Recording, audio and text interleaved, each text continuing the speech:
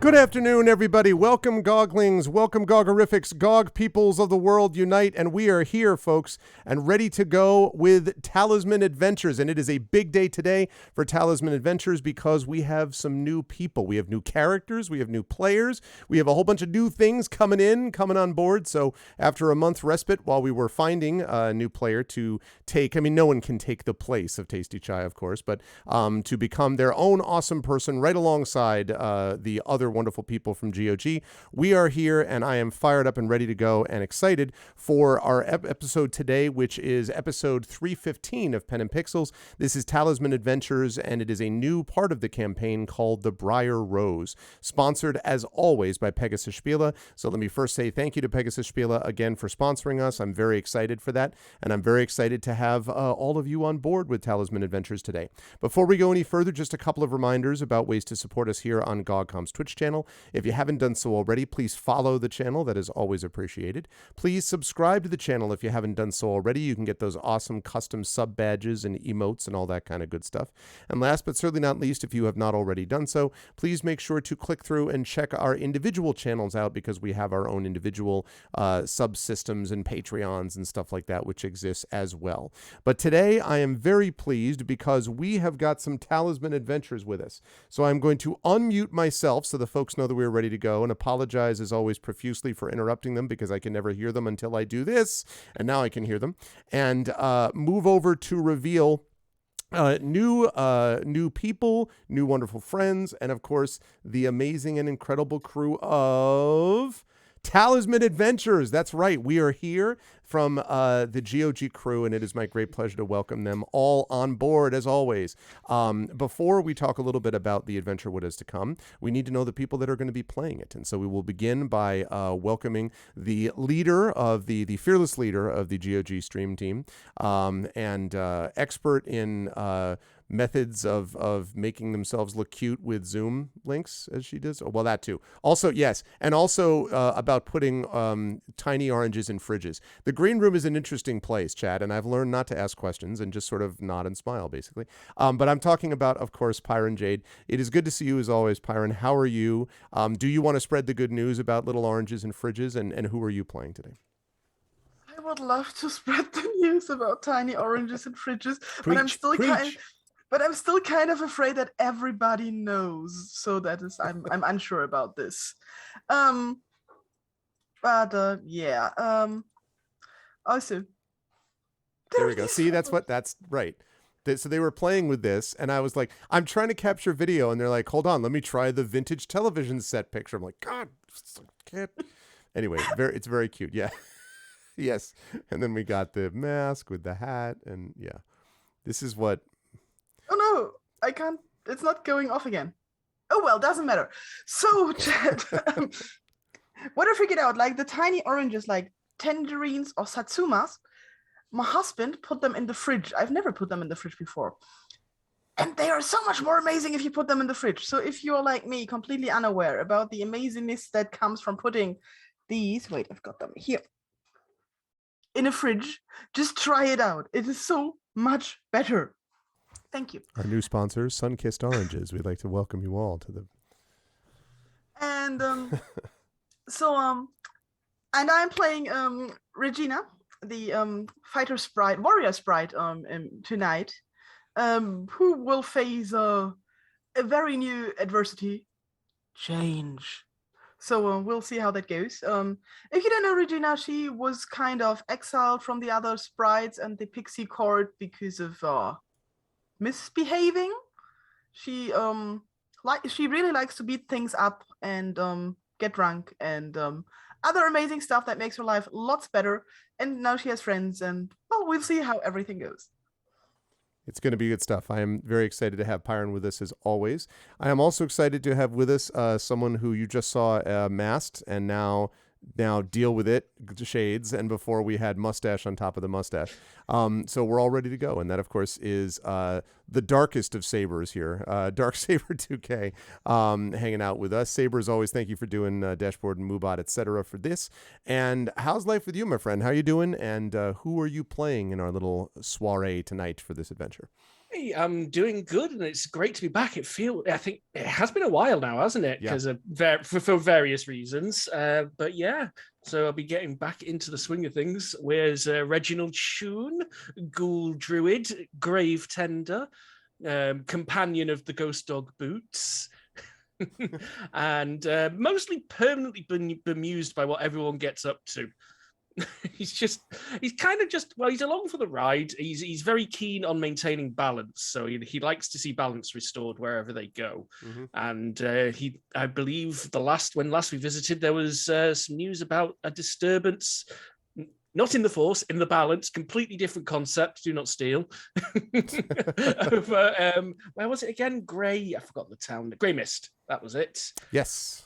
That is right, Gremist, and we're going to be talking quite a bit about Gremist today. In fact, when we get down there. So, yes, always a pleasure to have.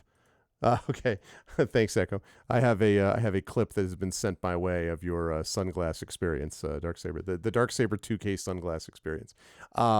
Yes, I saw that. I saw that clip. Thank you.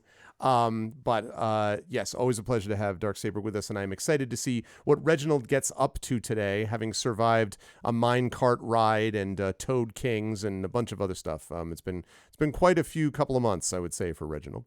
And it's also been quite a couple of months for someone who is playing someone new today. Now, this person should need no introduction, although we will do so anyway.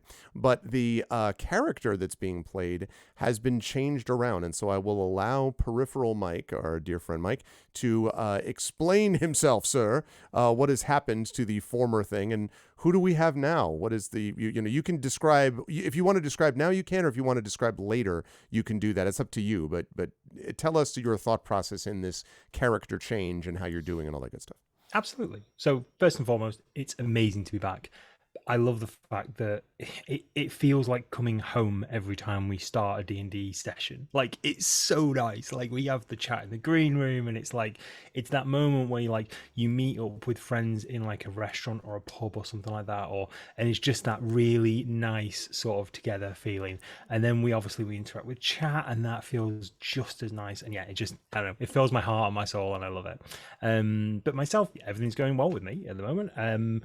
I am sort of retiring Ashflower. So the reasoning behind it was originally I thought that Ashflower was going to be, burn bright but short kind of a character, like very kind of impactful but not for the long haul. And I realized that actually the combination of having a lay walker assassin, it is, as it leveled up, it didn't feel like it really gelled with me, and I wanted to get back to the sort of the simplicity. I'd like to say get back to the simplicity of just hitting things with sticks, but that's that's my lack of creativity bleeding in.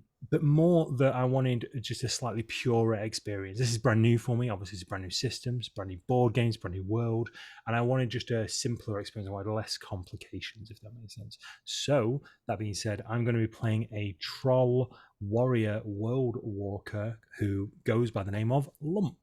And you'll meet Lump later on in this session, hopefully. But yeah, you'll learn more about Lump as time goes on.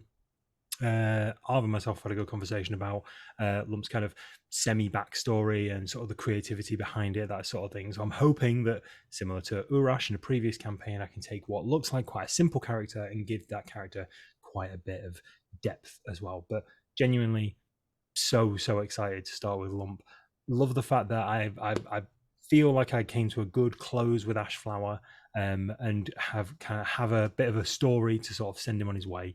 But yeah, really excited to start this sort of season break again with a new character and a new player and everything. So definitely excited.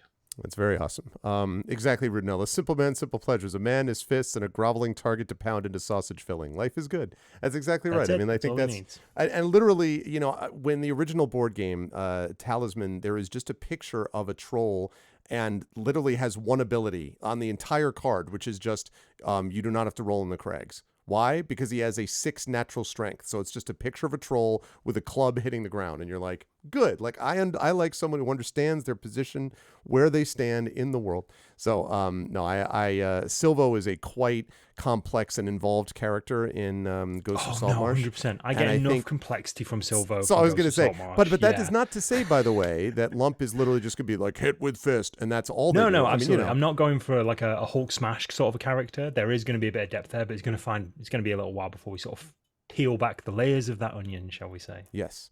So I am excited to do that, and we'll be talking about that in due course. But always a pleasure to have Mike with us, and I am excited to bring him back on. And I'm also excited to bring in a new player. Now, this is someone who was originally suggested to us by Mike, and Mike said, "I have this person that I think would be well suited for this."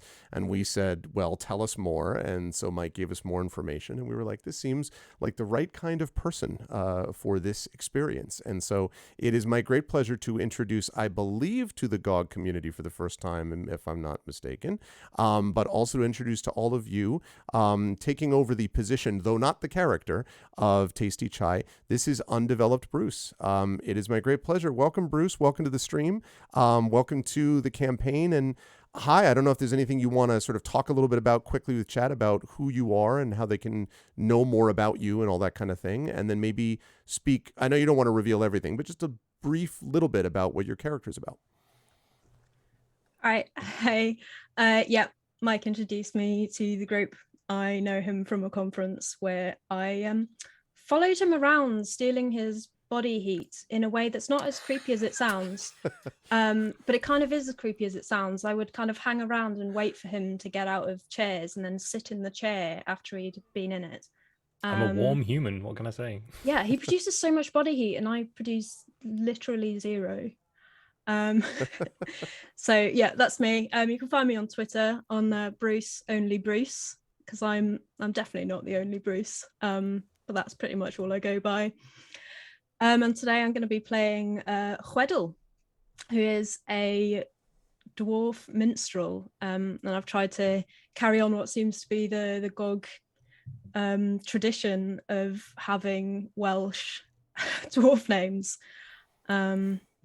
So yeah, I'm very excited. I may or may not have written some songs based on the lore of the world. Pretty much the only prep I've done. I'm on board for all of this. It's really great. And I have to say, yeah, when you started describing the name, I was like, I brought another Welsh person in. All right. And I'm just like, get ready for 15 consonants. It was fine. And now it was very clear, very understandable.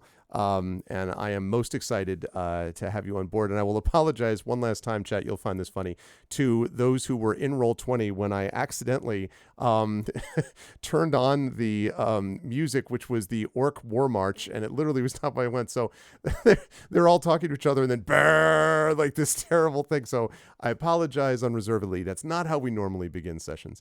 But in any case, so chat, I hope you will make Bruce and the rest of our party feel welcome as always. Also, I see that Echo has gifted a sub to Undeveloped Bruce, which is very kind of you, Echo Alpha X5. Thank you. It's very nice of you. My notifications did not go on, and I don't know why. I had them on. I will put them on again. I don't know what happened there. Anyway, thank you very much. Yeah, there it is. It worked there. Anyway, but thank you very much, Echo. It's very kind of you. I know I was on, like you heard, it just went on just now. I don't know. Anyway, but thank you very much. It's very kind of you. So yeah, now Bruce is officially also a subscriber to GOG, so it's good.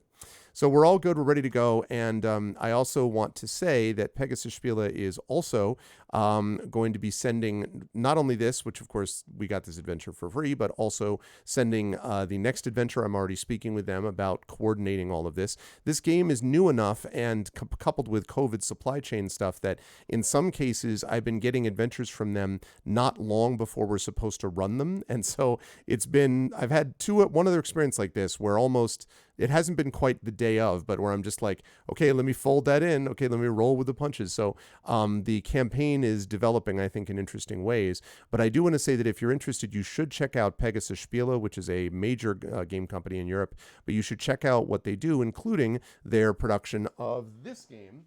And this book, by the way, is going to be flying in Bruce's direction soon. And that is this core manual, which has this, and it's got this neat little orange ribbon. And and all that. And so, yeah, we've got some good stuff that will be headed in that direction. So thank you to Pegasus Spiela, and thank you to chat for being with us. So with that said, let me fire up a little bit of music and let's talk about what happened as we get things underway. I guess I'm going to use forest music from our friends at Greenforge Studios.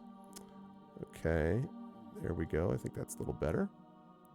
So here we go.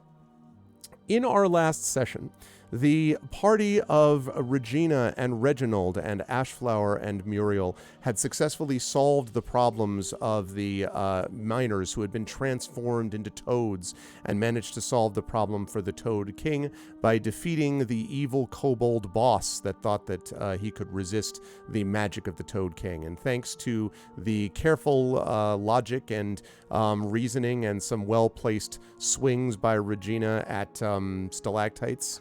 It's the one that hang down, right? Stalactites. Thanks to that, we got a bunch of collapsing cavern and a defeated kobold group along with the rest of the party. And so the party managed to succeed in doing this. But towards the end of the session, they were approached by someone mysterious dressed in a cloak, if I'm not mistaken, who handed them a book that had a poem in it talking about this village far to the south. And you can see that village actually on your map here on stream. And it is the map of, it is the village of Gremist. Now, Gremist itself is fairly well known to most people as a village that used to be something that was pretty prosperous actually, but it's been a long time since it's been that way. Gremist is well known to be dangerous and desperate. Depending on who you ask in Gremist, the leading good, most profitable trade is either fishing or distilling liquor or smuggling. This is not a place that's super happy, and there is a big difference between rich and poor, quite a clear class gap that you can see there, quite a bit of crime, and there is also a lot of disruption, a lot of stuff that eventually ends up in the city, even a few bodies which Reginald may have buried during his time up in the city, may have started down at Gremist. So it is not a happy place to be. And so as the party got this information, it perhaps concerned them, I would say, a little bit. As they headed down, two of their number went in different directions. Muriel felt that she needed to go back and actually determine some aspects of the prophecy that had brought her to the group in the first place. That prophecy now was leading her elsewhere, and so she has gone back to the city to try to gather more information. It is possible that Muriel in the future might rejoin them, who knows? But for now, Muriel is pursuing her understanding of fate and the future. Ashflower was another matter because Ashflower, during the party's journey down, somewhere around the Fallen Giant Wood, simply vanished almost the same way that he had come in the first place. Disappeared one night when there was a cloudless sky and no moon, and in the darkness, Ashflower vanished and left behind Regina and Reginald, who were probably feeling, I would gather, a little undermanned by the time they were getting down to the village because there were only two of them that remained to get down there. And it's about, I would say, probably about a good hour's travel outside of Gremist, that Regina and Reginald, both of you are immediately aware as you're heading down, and this is probably late afternoon, I'd say maybe 4 or 5 o'clock, something like that. You hear this sound of as of something very large and heavy being slammed against something else. And you hear this followed by a rather odd whistling, like someone is, and you hear that off to the side of the road as you travel. Okay, well, Reginald comes to a stop at the sound of that and just pauses.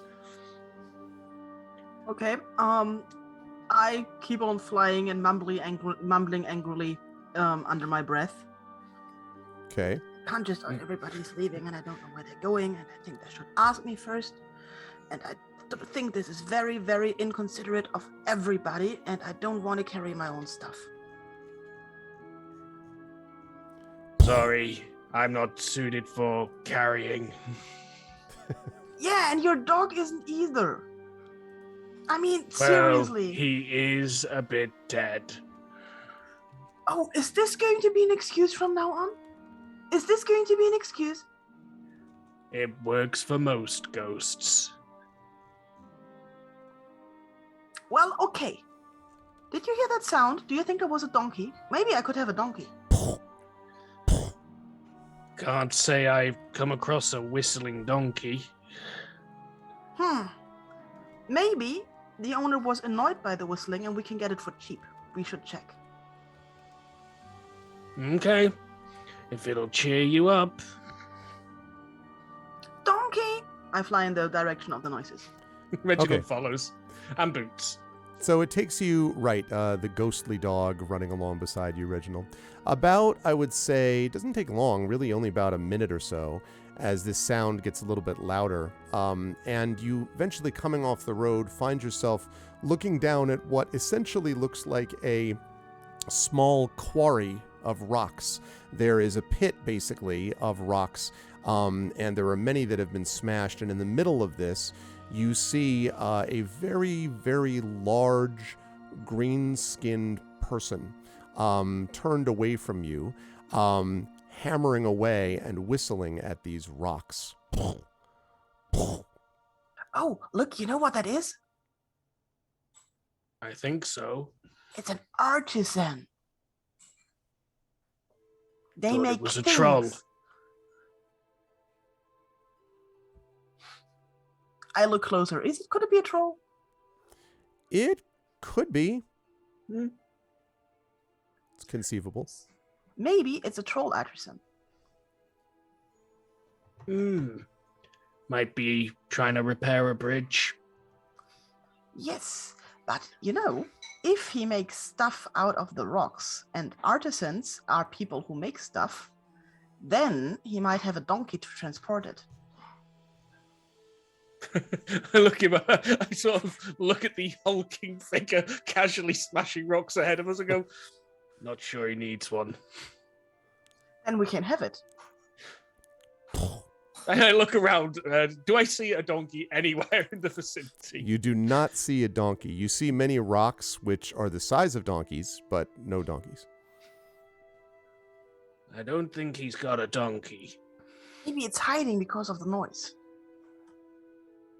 Maybe. Maybe it is hiding wherever Ashflower is gone.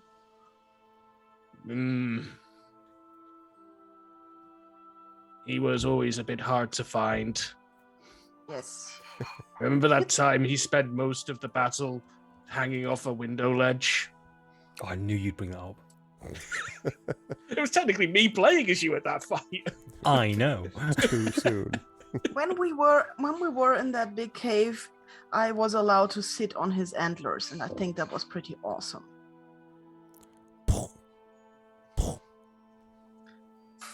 Easy, do you think the troll is allowed to hit the rocks? I think if he wants to hit the rocks, folks probably let him hit the rocks. Yeah, people usually also let me just hit things. It's like that. I wouldn't say we lets you, it just happens. Yeah. So, should we say hello or something? Or maybe he needs help and gives us a donkey? Well, I mean, trolls ain't usually trouble if you don't give them trouble. And it's not like he's lying in wait or something. I sometimes give trouble. Well, yes. Plenty of things do. Some of the things I put in the ground give trouble after they've been put in the ground. Yeah. Maybe we should pretend to help him. I really should have asked someone to look after my graveyard. Yeah. Maybe we should go back and check on it, because maybe Muriel is there. And Ashflower. I don't think they would have gone there, but maybe. I mean, you all ended up there to start with. Yeah. Lump, I would say at this point that you're beginning to hear between hits to the rock some very faint sound of talking happening above the quarry where you've been working. Lump just ignores it.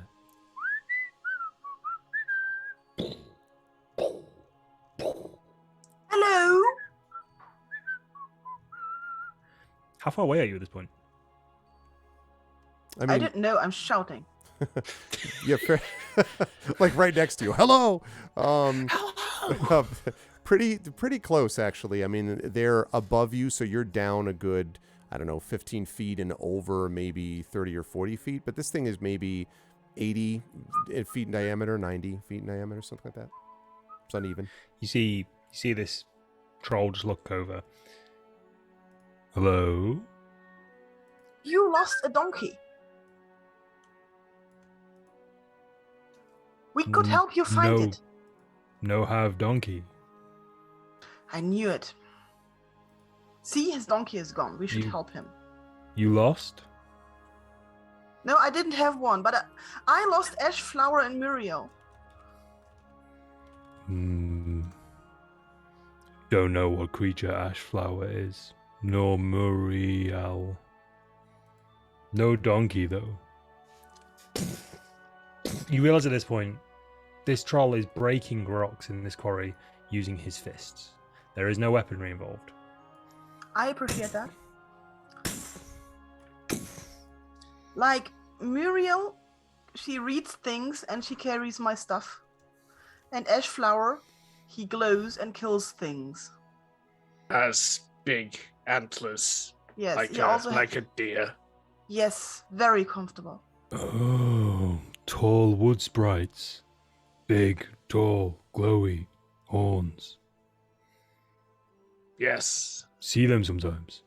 Not for a while, though. We haven't seen ours in a while either. Yeah. We're on our way to Gremist. Gremist, not far. Can take.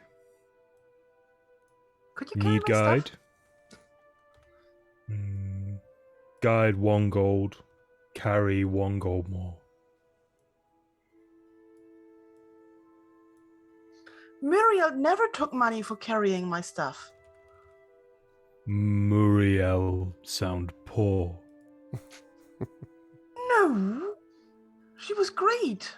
Well, can't stop but follow, but need guide over bridges and round hills. 1 gold. You want carry keg? 2 gold. This way here. Quarry work. Work hard. You just see a rock just explode under his fist. I don't think he really has a donkey. I'm donkey. pretty sure. Seen size, no donkey. Size is not everything. Funny sprite. Ooh. Reginald's just leaning on his scythe, just smirking a little at this. You know, if you worked hard, you could have a donkey. Don't need donkey. Can carry things self. Yeah, but you want money for it. For your things? Yeah, I carry my things myself. You need donkey, you buy donkey. Lump no need donkey. Maybe he's right. Maybe I should buy a donkey. Tiny sprite carry tiny things. Big donkey carry big things. Lump carry lots. What do you carry? Carry rocks. Carry cargo. Carry anything gold pays for.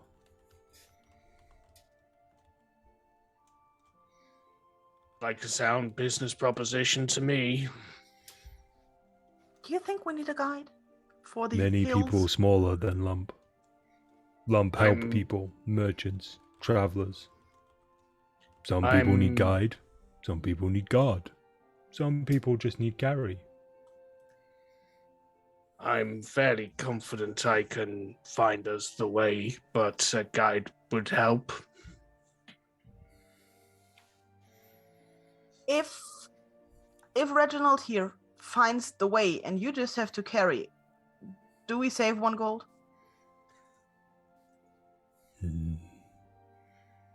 1 gold, carry. No guide. Okay. Fleshy ghost, go first.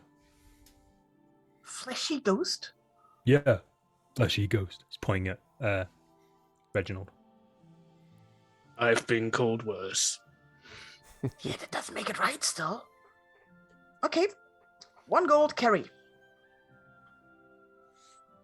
Lump just drops, pushes a lot of the broken rocks to one side, and as you see the kind of mound of rock that is next to Lump is nothing but broken rocks. He's been here for hours breaking all these rocks, and he comes over, and you notice that his the first thing you notice is his shoulders and forearms are huge. The rest of him is in proportion to what you would expect there to be a troll, but he's basically walking like he's using his arms as front feet. So he's walking along the ground almost on all fours, but he's using his massive forearms as like balance. He just leans over and holds this giant hand out. Gary. Are you muted? Sorry. Muted. I put all my stuff except like my weaponry and this into the hand. And then I sit on it all fits pretty nicely. And he just sort of takes his little backpack off that he's got. Well, I say little, in proportion to him, it's ginormous according to you guys, but to him, it's like a small backpack. He just puts all that stuff on like the top pocket of his backpack and puts it back on. Okay. Reginald, guide the way. Sniff the air to try and determine a direction. Okay. I think since the road is fairly consistent going down there, you don't even need to make a check for this, probably, Reginald. Especially because you didn't go very far off the road to find Lump in this quarry. So when you get back to the road, you're able to head south without too much difficulty. Although the road cuts from the northeast. You might even have been here once or twice, Reginald, in your trade occasionally. Conferences, that sort of thing, undertaking, Grave Con 2014 type of thing, that sort of thing. And you might even have been here for some of these things, but certainly have not been inside Gremist either ever or for a very long time. And as Lump moves along with complete ease, seeming to have no difficulty whatsoever in carrying everything, with Regina muttering alongside him and Reginald sort of leading the way. It takes you probably another hour or so until you find yourself reaching the edge of the rundown, worn-out, struggling little village known as Gremist by the edge of a swamp. And as I mentioned, the reputation of this place precedes you. Upon arriving, and you get here probably, as I say, maybe late afternoonish, so maybe it's about 5:30 or so, 6. The sun is starting to go down now. As you go into Gremist, you find yourself looking at the one place that has any kind of a community feel, so to speak, within Gremist, and that is an inn, a tavern, actually, with a sign that you can even see from here. It's fairly large. It's like if you've ever traveled down, a road and they have one of those, like, in the middle of nowhere, enormous billboards that's like, in 150 miles, turn right on blah, blah, blah for Joe's Last Chance Diner type of thing. That's what this is. There's a massive sign, and on the sign is painted in faded red and green paints a drooping flower, and underneath it you think you can make out the letters "The Wilting Lily." And the Wilting Lily, this tavern, is actually built right up against the water's edge, and it's built upon these barnacle-encrusted stilts. So as you look at it, it sort of is, you just sort of stop for a moment, you can hear like a, and then you realize like that's the actual inn slightly swaying back and forth on these stilts. Other than that, no one seems to look at you when you get in. In fact, you don't see anyone right now inside the village. But there is light coming from the windows of this place. Yeah. Weirdly, no one seems to care that a giant troll has just wandered into town with you guys? Nope. Like, a couple of people have probably been like, oh, it's Lump. He will Wilted pink flower. plants don't inspire confidence. We could burn it down, then it's an Ashflower. I don't think we should do that. No, most likely not. We nearly So- burnt ourselves down back in the Knoll Cave. Lump just sort of Captains. takes his bag off and takes all of the items out and places them carefully on the ground. Gold. I give him one of my gold pieces. I've already deducted it from my sheet. Thank you. Grey mist. Grey mist, nice. Grey mist, peaceful. Lily, good beer. We're never gonna find out what we need here because we don't have Muriel to read things. I can read. Okay, what do we need to do here? Muriel had the book. See? See? Well, in that case, maybe we could opt for the beer. What need? Muriel knew. What is Muriel? Other than poor. Muriel, she could read, she knew things, and she could carry my stuff. But admittedly, she was not an artisan like you.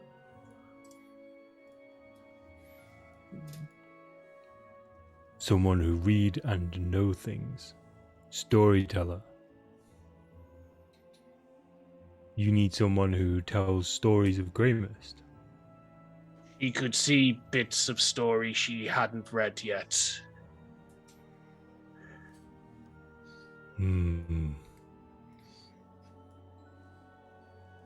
Might need Weds.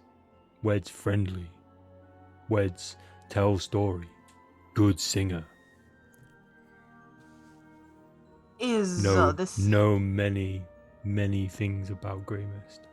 Is the singer maybe in the inn where the good beer is? Always. I look think at good Reginald. beer might be stretching it in this place. You never know before you try. Fuddy Flesh Ghost. Just advising caution, because you may end up burning it down. Beer doesn't burn very well, so come on. Lead on. I take my stuff and fly towards the inn. Okay. As you fly up to the inn, so Regina, you obviously fly right up to the door. Reginald and Lump have to take the more traditional route of going up the stairs. And the stairs creak, particularly under Lump's weight, quite alarmingly. In fact, Reginald, you actually think that the building might list slightly as Lump climbs these stairs, maybe? And as we're climbing the stairs, I'm like, nice place, don't lean on walls. yeah, and the entrance is a full 2 meters off the ground, so it's up there. The exterior is ramshackle and looks unstable. Some of the stilts have actually sunk deeper into the ground so that the tavern looks askew. It looks a little bit as if the entire building might just slide into the sea at any moment. And yet, there is definitely the sound, not of this music, but of this music coming from within. And you hear the sound of music playing, and you also hear a strange, a little bit hard to get a sense of it, but a voice singing inside.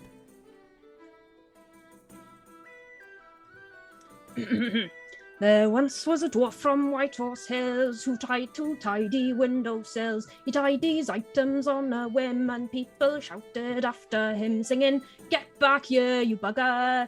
Get back here, you bugger! Get back here, you bugger! We'll fetch your dad down from the crags." Ooh. And you hear this, a couple of like scattered claps, and it doesn't sound like a big audience. Lump claps as he comes in the room, and it just like Reginald just sort of like is slightly knocked back by the wind. And so, yeah, if Regina, you follow, because Lump, I know you were just opening the door. So, Regina, you and Reginald both follow in. Well, yes, that was my plan. I wanted to go inside where the beer is. Okay. So when you go in, you see it's a little bit of a sorry sight, to be honest. There are not a whole lot of people here right now. There are a couple of people who are sitting at one table. Looks like there might be 2 humans. You can see perhaps what might be like a gnome and a human sitting at another table. And then sitting at one table, sort of one lone table, and looking at what might charitably be described as a stage. And by stage, I really kind of mean a table which has been flipped over and on which several what looks like old used crates have been set. And standing on top of these things, you actually see someone else. If I can pull up... Yeah, hang on 1 second. I'm going to pull up this picture. Reginald's just humming, "Get back here, you bugger," and just mouths, "That's going to be in my head all week." Okay, give me 1 sec. See, words know many things. Okay, here we go. Catchy song. So as you go in, you can see the person there looks like. All right, chat, get ready for it. Looks like this.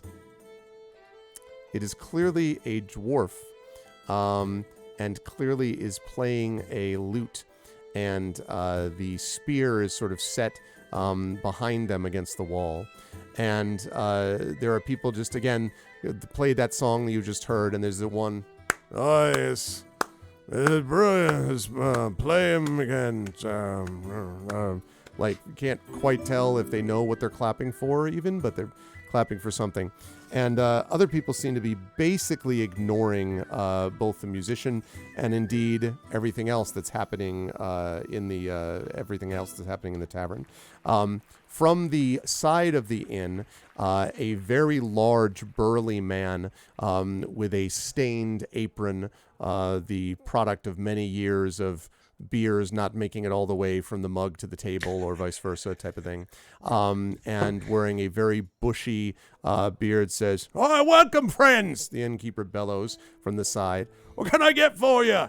Oh, you look like adventurers out seeking fame and fortune. Am I right?" Now, he's yelling as if there's this massive crowd over which he has to shout, and there's like 5 people in the place. So basically, like, his voice practically echoes off the walls, even though that doesn't seem very possible, as the dwarf minstrel is preparing, I suppose, for another song. But so you can hear this kind of bellowing, and he's staring right at the 3 of you, Regina, Reginald, I shout back, "Yes to all of that!" And I'm gonna guess maybe the bartender already knows who Lump is. Yeah, probably that's true. So that's true. He would probably see you and then, "Oh, hey, Lump, what are you doing? You didn't bring more rocks, did you, for some drinks?" He looks around for an audience that does not exist. Anyway, all right. Well, what can I get for you? Those 2 look like adventurers anyway. It's been a while since I've seen a ghoul and a sprite together. Strange days indeed. Most peculiar, Mama. And then he sort of pulls, gestures towards you. Yeah, I fly up. I drop my stuff on the table, and like, "Yes, please, beer." And he says, "All right, we got 3 different kinds. You could get goblin spit. You could get kobold piss. Or you could get the tears of an angel." And for a moment he looks up and looks up into the air, looks up into the sky, and there's just a moment. "I got this from a long distance away. It's almost otherworldly, as if it comes from a place totally different from this." Yeah. No. No. I don't want to have anything to know. Angels, no. No, thank you. The old man who's at the front watching the dwarf minstrel says, "That's good, because that stuff is Deadly. And then he kind of slumps over You think again. I couldn't take it? He slumps over and is snoring. He's not Lump is just like, answering. sprites don't drink tears of angel. Oh, Why would you say that? Tiny body, not good. What? What would you know about tiny bodies? You have no personal experience or anything. Seen many sprites fall over drunk. Funny, because- tiny sprites drink too much, fall over. That's because we want to get drunk. That's what drinking is for. Then drink more. Drink with me, sprite. I drink with you. What is it? Lump? Many names. People call lump round here. Well, then I'm gonna call the lump. Hello, lump. I'm Regina. Regina. I'm Reginald. Reginold?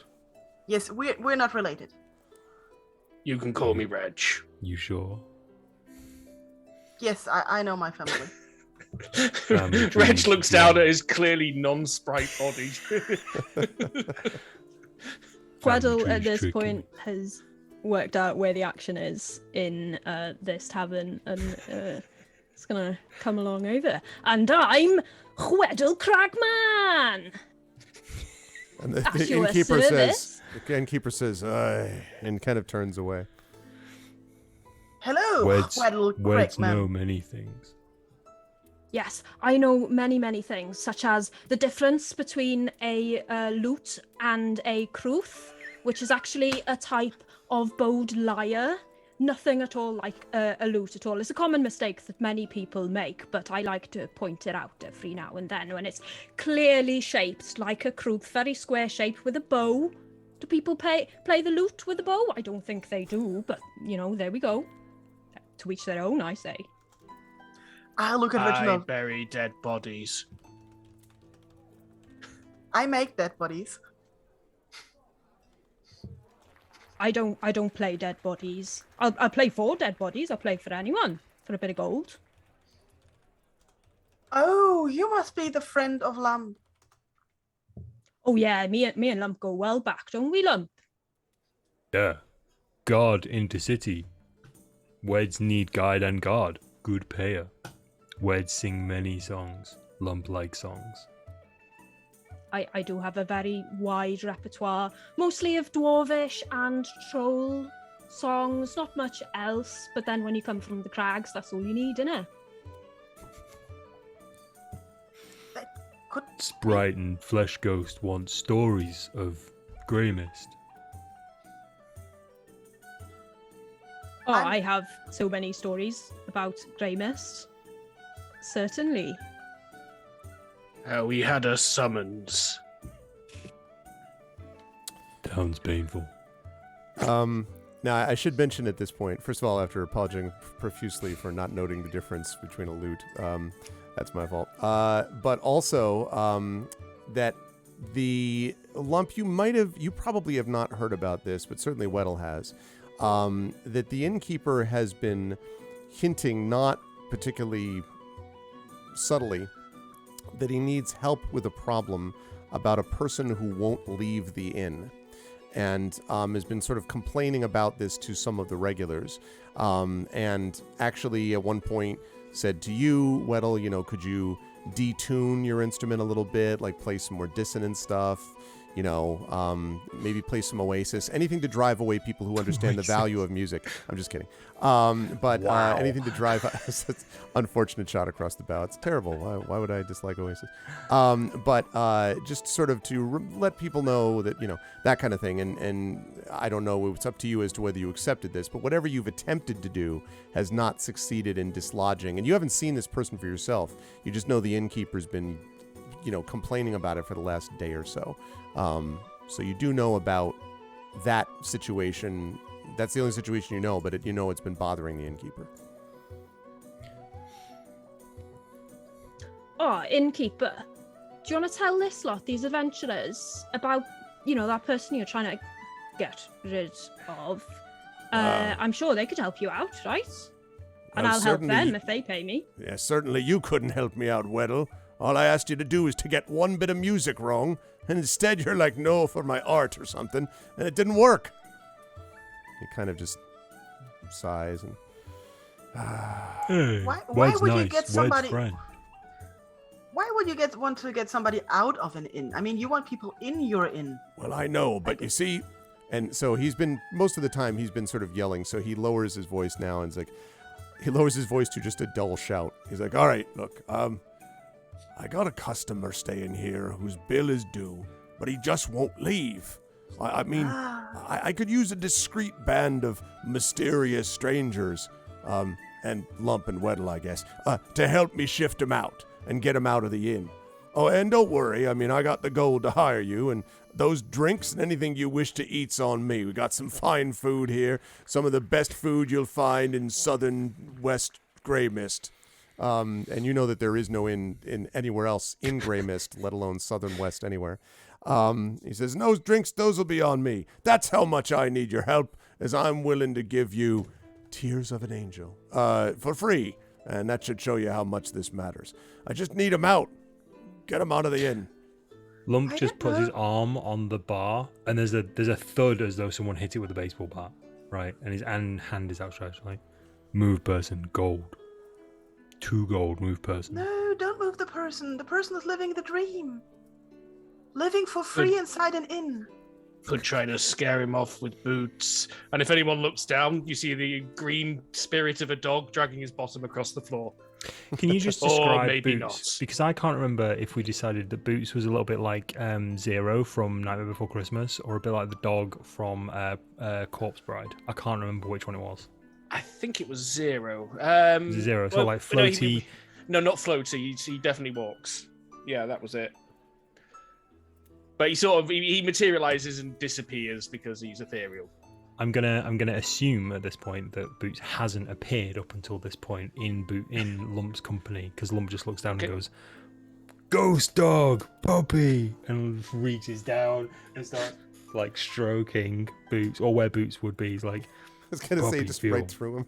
puppy feel funny. Boots But appears to gold. not mind. I look at the innkeeper.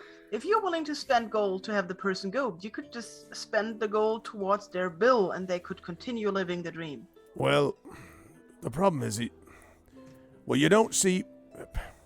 Look, you just got to see it for yourself. It's not that easy, all right? I'll show you if you follow me. And he kind of gets out from behind the bar and looks at you as if to... Lump does not pick up on this. Um, He's too I'll busy follow petting the along. are ghost you dog. like Okay. asking me to follow you? Yes, I want to show you this You guy. didn't even give me beer. Ghost Yeah, puppy. it's right there. And there is a mug, 2 mugs, one in front of Lump, one in front of you, Regina, where Okay. you were. Okay. Could I have some kobold piss to tide me over? Once you've had a chance to pay off your debt. Remember, I paid you in advance, and since then you haven't worked it off. You promised I don't me know you'd what do you a mean. draw. Well, you promised you'd draw people in here, and so far all you've been able to draw is Rodder over there, and Rodder would be drawn in even if you were a howling cat. I Okay. think you'll find there's Two Thank you. customers. And 3 new people in here. And as you say this, 2 of the customers get up and shake their heads and walk out. And Rodder's like, more music! And hits the table.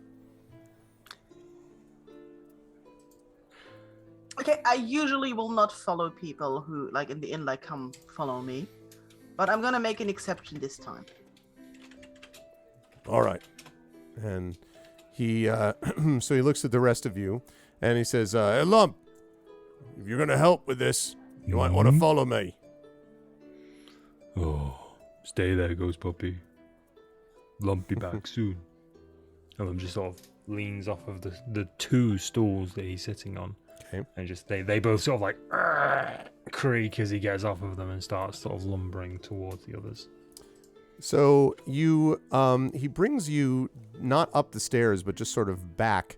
Again, the floor creaking alarmingly under your weight in the way that I've described of this thing, and brings you down a small hallway. And when you get to the end of the hallway, there is one door at the end of it on the left. And from inside, you hear...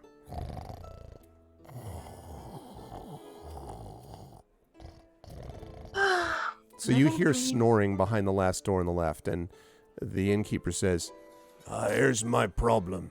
And he slowly and dramatically opens the door to reveal what I'm going to show you in just a moment here on OBS. Assuming that I have this set up, I believe. There we go. And in here,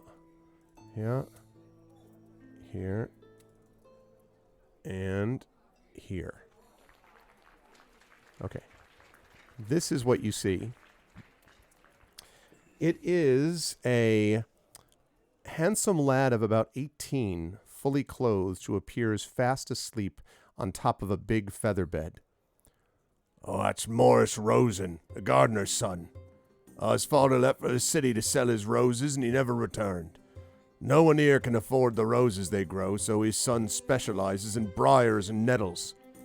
He walks right up to the bed and shouts, Morris, wake up! And he had noise that would just rattle the entire inn right next to his ear, and just Morris is dead out. He's been like that for a week. I don't know why, but he just won't wake up. Oh, look at him. Oh, he's dead to the world. It looks to me like one of those magical curses. And look at this, he continues, and he points to the sleeping lad. The gardener's son is clutching something to his chest, gripping it tightly with one hand.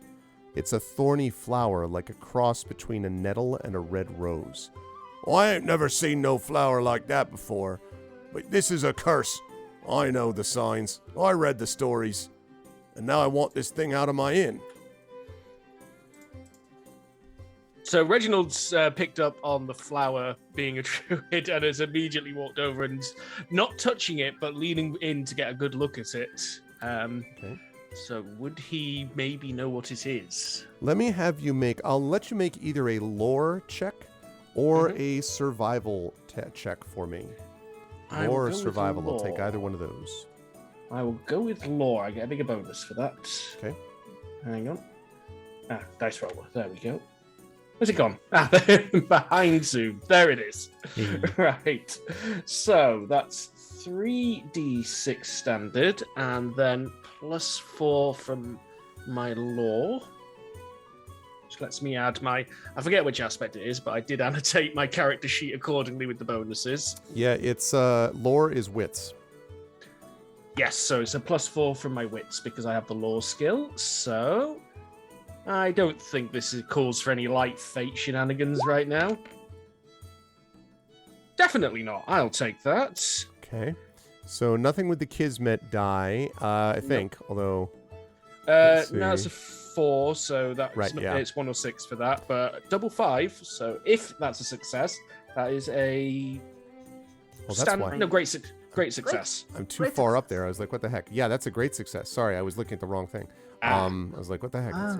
So there we go. So we have 3 5. So now just, Bruce, you may have seen this before, but basically the idea here is all of these skill checks are done against, as opposed to something like D&D where you have opposed checks. There's a particular DC that you're trying to break or trying to meet or exceed using a particular skill. And in this particular case, it was lore that was used, which happens to be a specialty of Reginald's. So he rolls, and then a standard success would be beating the number.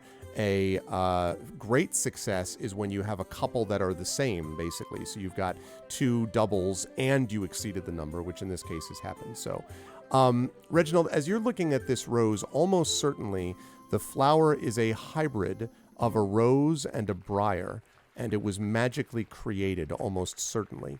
This is also almost certainly got to be the source of the curse. And if you had to guess, having seen a few curses in your time, when the last petal falls away, so too will the rest of Morris's life, if you had to guess. That's not good. I know, he won't leave. He's dying. Oh, well, I guess that's not good either. This is a magic rose. Can we just take it away from him? I wouldn't touch it if I were you. It might pass it across to you, or he might just die and you get cursed. Can we touch him? I prod him with my stick, with the stick end of my scythe. Just gently, just like... Doop, doop. I'll give you an opportunity to make a heal test if you want as you're doing this. Okay. By the way, there are 3 petals left on the rose, I should mention. Okay. I will take that heal test. I doubt disease focus will help, but I'll ask just in case it does. Does not. Nah. Okay, so that's going to be a +3 for my healing. Okay. That's 5, 3, so that's 13 total. No, Yep. Nothing special. That's actually, it's a standard success here. So it seems to you that Morris is in a deep slumber and that nothing is likely to awaken him. Obviously a magical sleep, which you might have figured from the rose anyway. I don't think he's going to wake up by anything we might be capable of at this moment. Oh, I don't know. I've heard plenty of stories and loads of ways to wake up people who are sleeping with the roses in their hands. Usually you got to give them a bit of a, you know? Any volunteers? Boots. does Boots like come up and like Yes. with a spectral Starts tongue? licking him. And so the innkeeper just stares at you. Yeah. My vote goes for if Boot is gonna kiss anyone, he's gotta kiss me first. Hi. Oh, I really love dogs. Puppy He very doesn't friendly. bite. Puppy tickles fingers when fingers go through puppy. At least he's already dead, so we don't get another mice and men moment. Yep. I will hug him and love him and call him George. Oh my goodness. I pet him too hard. Why would you do that? Why would you say that? It's too soon. It's too soon. Oh man. Look, says the innkeeper, who's starting to look a little like, here's the problem, all right?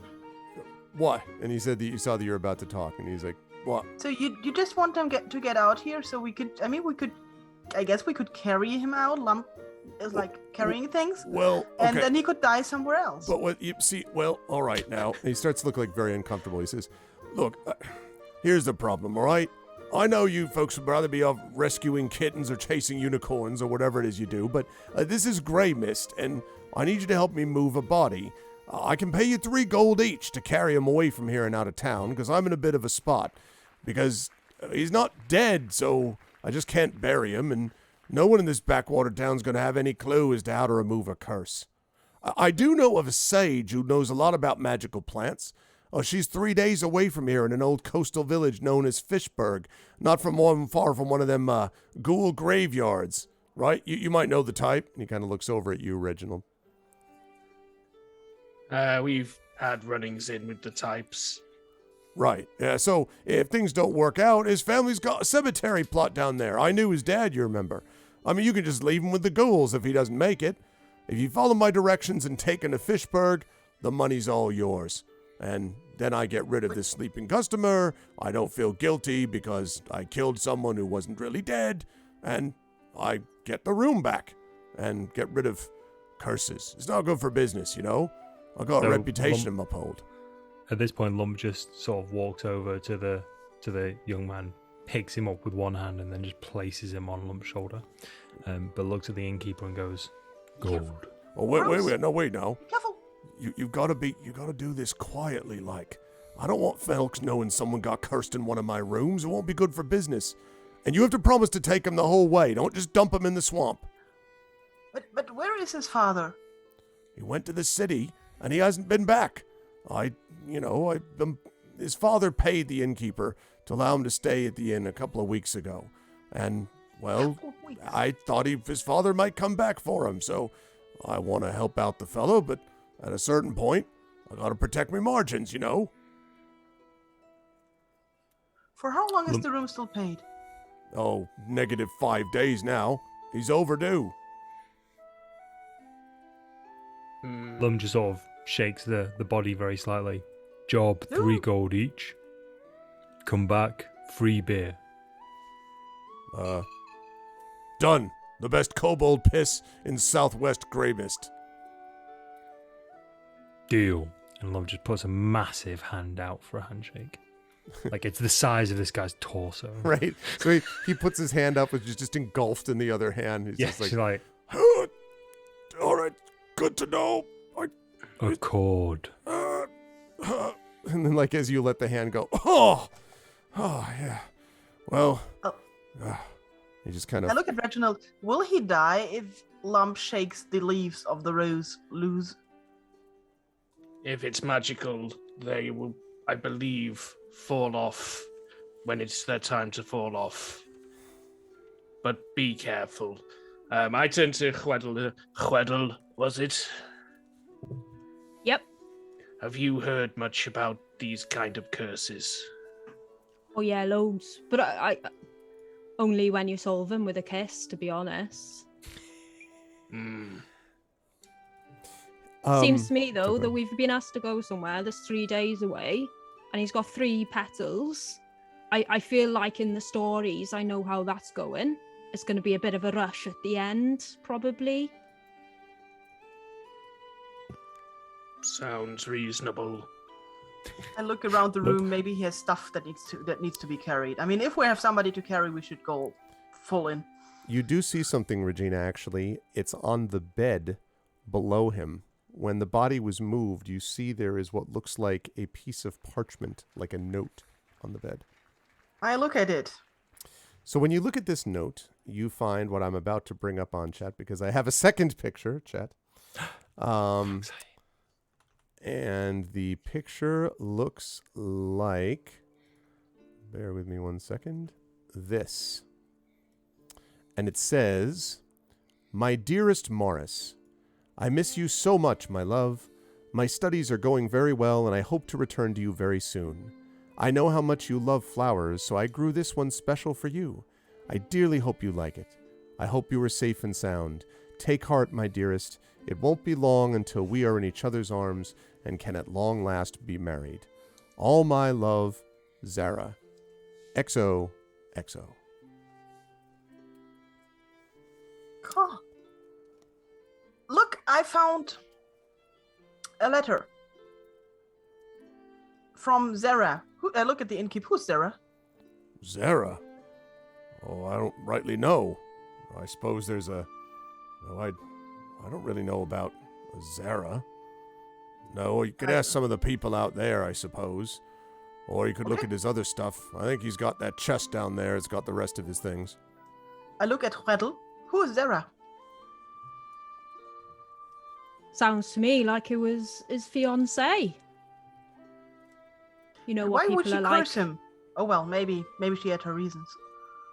Or fiancés that are always doing stuff like that. That's why I Yeah. don't bother. Yeah, Humor's everybody funny. knows. Getting I married generally is all just trouble. deal with the aftermath. Yeah. Me too, mate. Mm.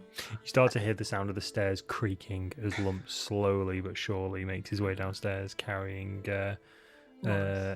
Morris on his shoulder.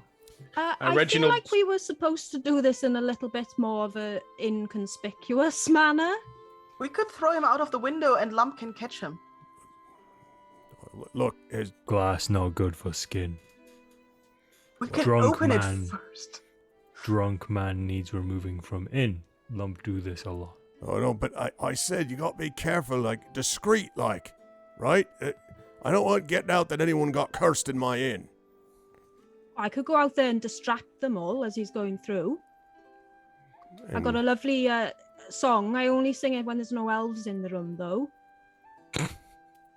And he says, Oh, that one. A good song. I know Regina, and it's like, probably just as well Muriel's not here. Yeah, Muriel is not here. Since you asked, Regina, there's also a trunk at the foot of Morris's bed.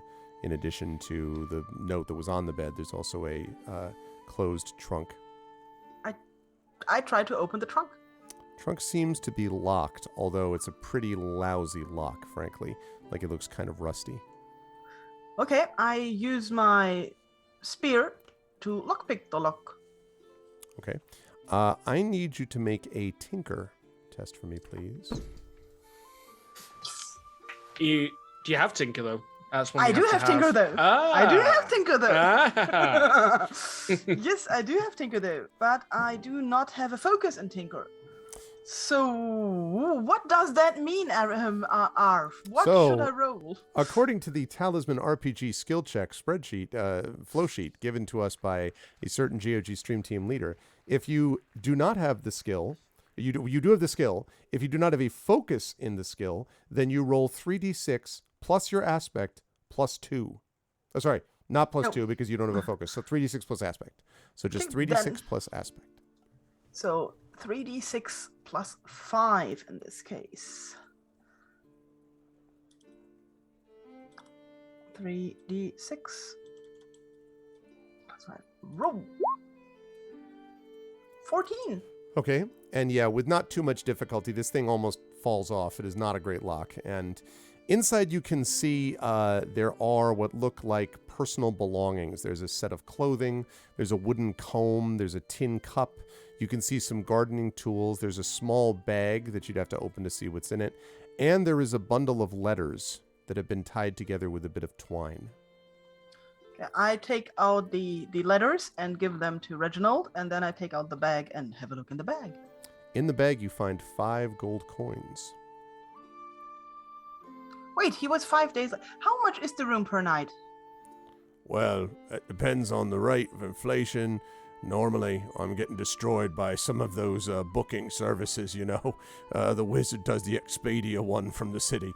Anyway, I'd say it's, usually it's about 5 silver a night, I think. So, gold every 2. Well, okay, so I guess this is his money, so we're gonna settle the bill. That sounds good. And he holds out his hand for the gold. I give him a gold. And he looks at it. He's like, well, I said he was 5 days behind. Yeah. Well, He was cursed. Right. In So was your I. I tavern. didn't have my money. But it's 5 silver You're per charging night, and I give you him gold. for getting cursed in your tavern. Yeah. All right. And he says, you can finish up doing whatever you're doing here. Let's make sure he doesn't get seen. And you, when he turns back to you, Reginald, don't eat him on the way or whatever you do. And he turns around and walks out. I Do check you the see chest. what I have to put up with? Yeah, humans, they're always trouble. I'm telling you, mate, I get a lot of the same. I'd like to try. Do you know what? I'm thinking. I'm looking at this note now that was left, and I'd quite like to see if there's any special code or something in there. I'm looking at the capital letters, and they clearly spell out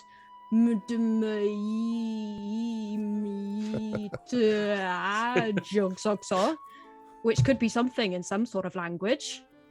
Regina looks really impressed. In fact, as you're looking at these letters, assuming Reginald handed them over to you as you asked for them, Weddle, the most of them are, there's about 6 or 7 of these letters. 6 of those letters are also from Zara, but I'm going to have you do something about that in a minute. And that's one thing. And then the 7th one appears to be from his father. At least that's what it appears to be like. So there's 7 total. These 6 letters, you notice there's, first of all, lots of my love for you is like the rose in the wood. Unlike the thorns, I will not prick you, my darling. You are the sweetest of the children. The blah, blah, blah, blah, blah. On and on and on. Very, very mushy, right? But there's 2 things that you notice as you're reading through these quickly, which is one, that Zara had left about a year ago to study under a renowned sage in the city. And in fact, Reginald, I would say you probably have heard of that sage even. And then she was planning on moving back to Gremist or nearby and marrying Morris once her studies were complete. But there's something weird about this, Weddle. So I'm going to ask you to make your first test. Very exciting. I'm going to ask you, and I'm going to give you a choice of either decipher or investigation. Both of these are wits related. So if you have either one of those skills, great. Otherwise, it would be mostly just a straight wits test. Yep, I've got Decipher, but I don't have a focus. So that means Therefore- 3d6 plus aspect. So 3d6 plus wits. All right, chat. This is a big one. All right. So we're looking at a 12. So as you're looking this over, the thing that's weird about this, Weddle, the handwriting of these letters does not match the handwriting of the letter that you found under the body. Oh, this is weird, everyone. This is a different handwriting. Probably written by someone else, pretending to be his fiancée. Elbow Reginald in the ribs. Weld is a letters person, like a reader. Okay. Why do you think I can't read? Well, not like Muriel can, right? She swiped the books first. If that is what she did, I'm sure she did it really well, and that was the way to do it. Who is this Muriel person you keep talking about? She carried my stuff, and she read the books, and she knew things. She was so good. She was so good. Wow, sounds like a really useful person. Yes, that as well. I make a sad face and look through the trunk, try to extract some like code or something, because I'm pretty sure we have to cover the Morris guy so he doesn't freeze to death before we get somewhere. There is clothing. In fact, there's a blanket, a rough wool blanket that's probably big enough to cover him over entirely if you wanted. Okay, I take that, I fly behind Lump, and I throw the blanket over Morris. Okay. And sorry, Weddle, was there anything else you wanted to do with letters, or just that info? You don't notice any code per se, but yeah, I'm not sure what we need to do with the information that it wasn't written by who it says. So maybe she's dead. Who even knows? I got the information. I'm not the brains of the operation. Yeah, I just got the skills. To be honest, I'm under the impression that Reginald is the brains.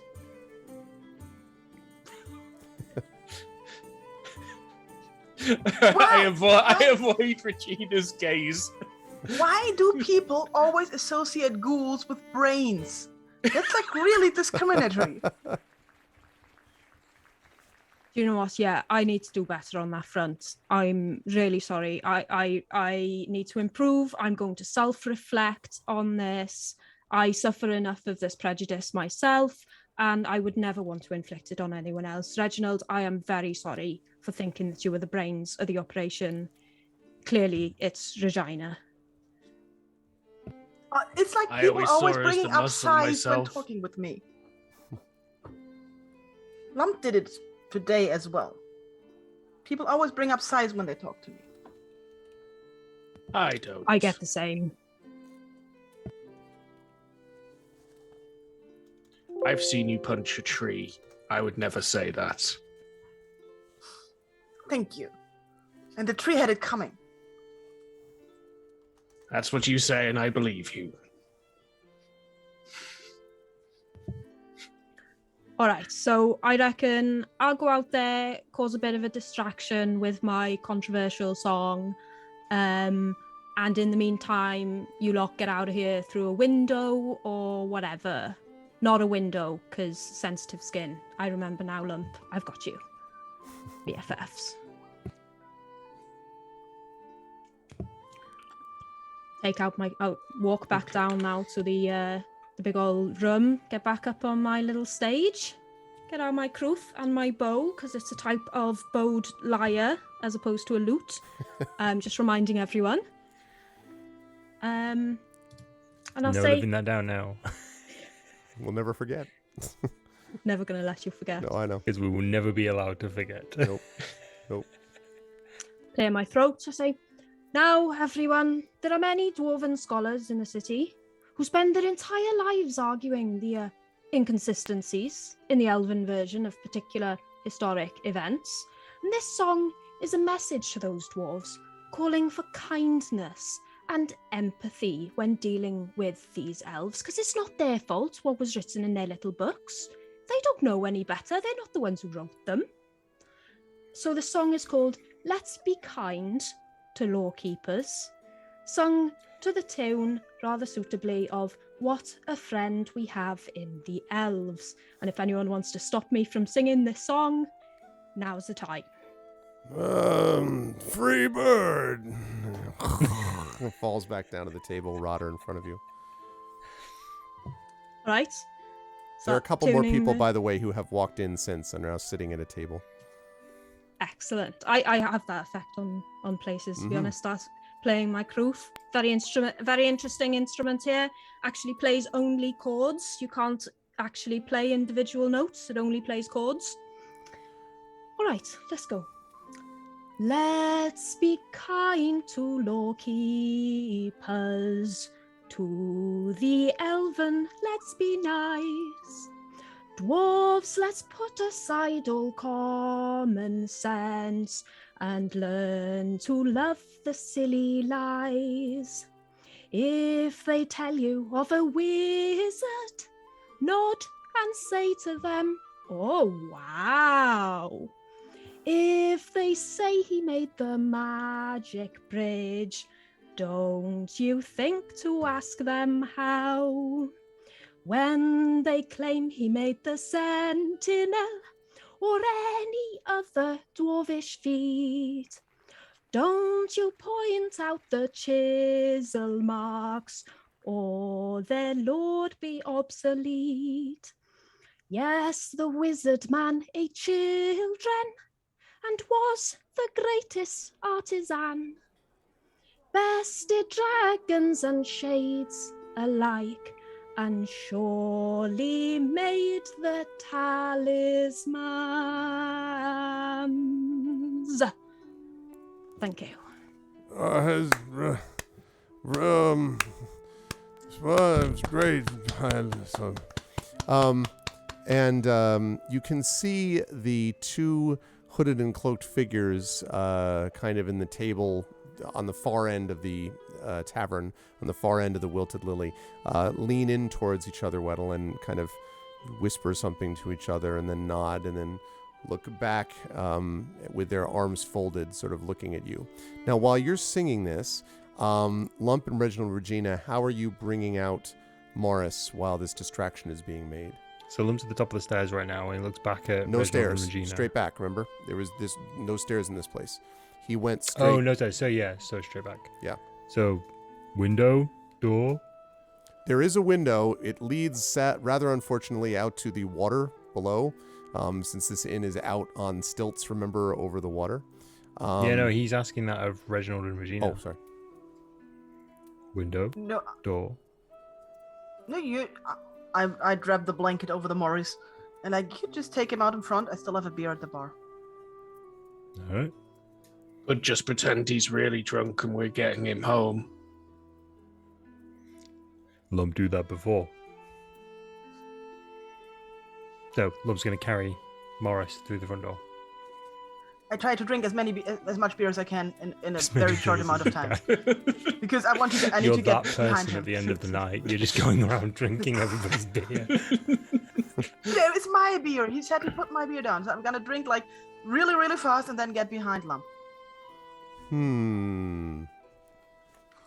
Really, really fast, you say? Oh, this is gonna come back to me because I don't drink alcohol and I'm not in real life, so I really don't know what this is going to be. Right? Don't actually know what the impact's going to be. Pint of beer would be doable, but at Sprite size, and if we're talking Never- regular person-sized pint, this is going to get I think- interesting fast. I really don't have any experience with drinking beer, so I did drink honey mead once, Well, several times actually. I like honey meat. I like that. Once, several times. No, I wasn't thinking about, but it's actually true that it was more than once. So yeah. Remember Willy Wonka and the Blueberry Girl, says Chat. Let's see. Oh yes. Yes. Oh, Veruca. I think I'm going to ask you to make here a. What is this work with this one? Can't a sprite just drink a beer? Fortitude. I'm going to ask you to make a fortitude test for me, please, Regina. Yes. If you happen to have a focus in poison, that would be super useful. No, maybe I don't have a focus in poison. All right. That's what alcohol is. Just exactly right. So 3d6 plus your, if you have the skill of fortitude, do you? I do. All right. So 3d6 plus the aspect. So 3d6 and fortitude would be metal. Okay. 3d6 plus metal.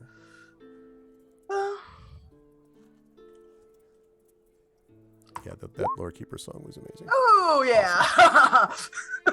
But it's a 6 on the Kismet dice. I get a thing. You do get a light fate, yes.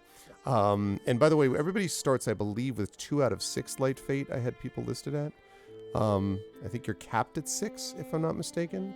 Cap is 6 unless people took the perk to start with 2 fate, then they're on 1 light fate at the start of the session. Capped at 6. I thought it was capped at 5 at level 3. No, it's. I'm pretty sure it's 6. Is it? Am I just making the math? Unless it's different per character. It might be different per character, actually. So Regina, you took the one that was 2, though, right? That starts with 2 light fate, I thought. Yes, I took the one that I start with 2 light fate. But, and same with you, Reginald. Start with 2. Also, Reginald, what? Just as a double check, Regina's at 24 out of 24 life. Yes. Okay. And Reginald, are you 17 out of 17, or is that too low? That sounds right, actually. I'm quite squishy. Okay. I'm just trying to scroll. Flipping heck. And That's Weddle, I getting me a have bit anxious. I just drank beer and you're asking for my life points. Yeah, 17 out of 17. No reason to just double checking. I want to make sure I'm clear. Weddle, you've got 23 out of 23, I think, is your life total. I believe you gave that to me. Does that sound correct?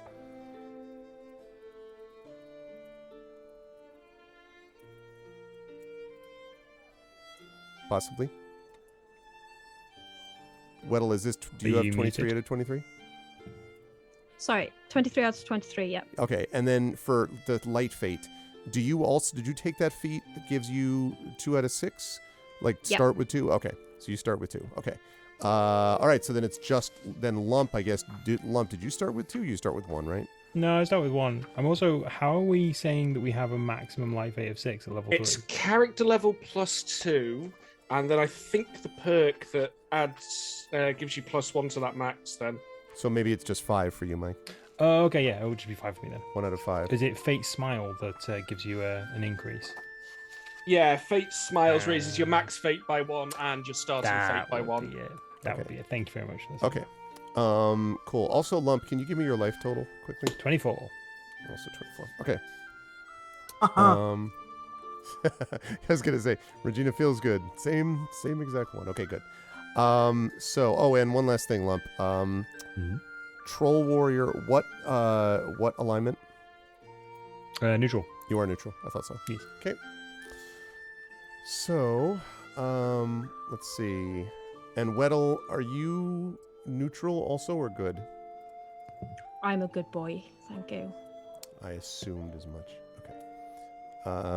Okay. Good, lovely. All right. So, so when you so you get this extra light fate, that's great. Not so great is Regina, you as you're sort of flying after, you begin to wonder why, like, you thought you only found one troll in the quarry, but like as you're following along with this troll that's carrying a blanketed body, all of a sudden it looks like there's 2. Like there are 2 lumps. And you don't really understand why that works. And a couple times you're sure that you were following them, and then all of a sudden you're like banging into Reginald, and you don't really understand why that is. Like you're supposed to be just going straight, like that's straight ahead, and it's not. So what the rest of you outside see is a sprite that is not moving with purpose and direction, but is kind of right as you travel along. So as this is going on, Lump, you've got the thing over your shoulder. You've got the body over the shoulder, yes, with a blanket covering it. So one thing that occurs to you as you get down out of the tavern, there are stairs coming out of this tavern, so it creaks again. Once you're down there, you all realize that although Lump is immensely strong, Lump's speed has some limitations, and if you're going to... The innkeeper made it clear that the town that he had suggested was 3 days away, clearly not 3 days away by troll, but in fact by something else. So you need to think a little bit about that, I suppose. Also, there are a few people that pass by in the street looking up at Lump and his bundle curiously.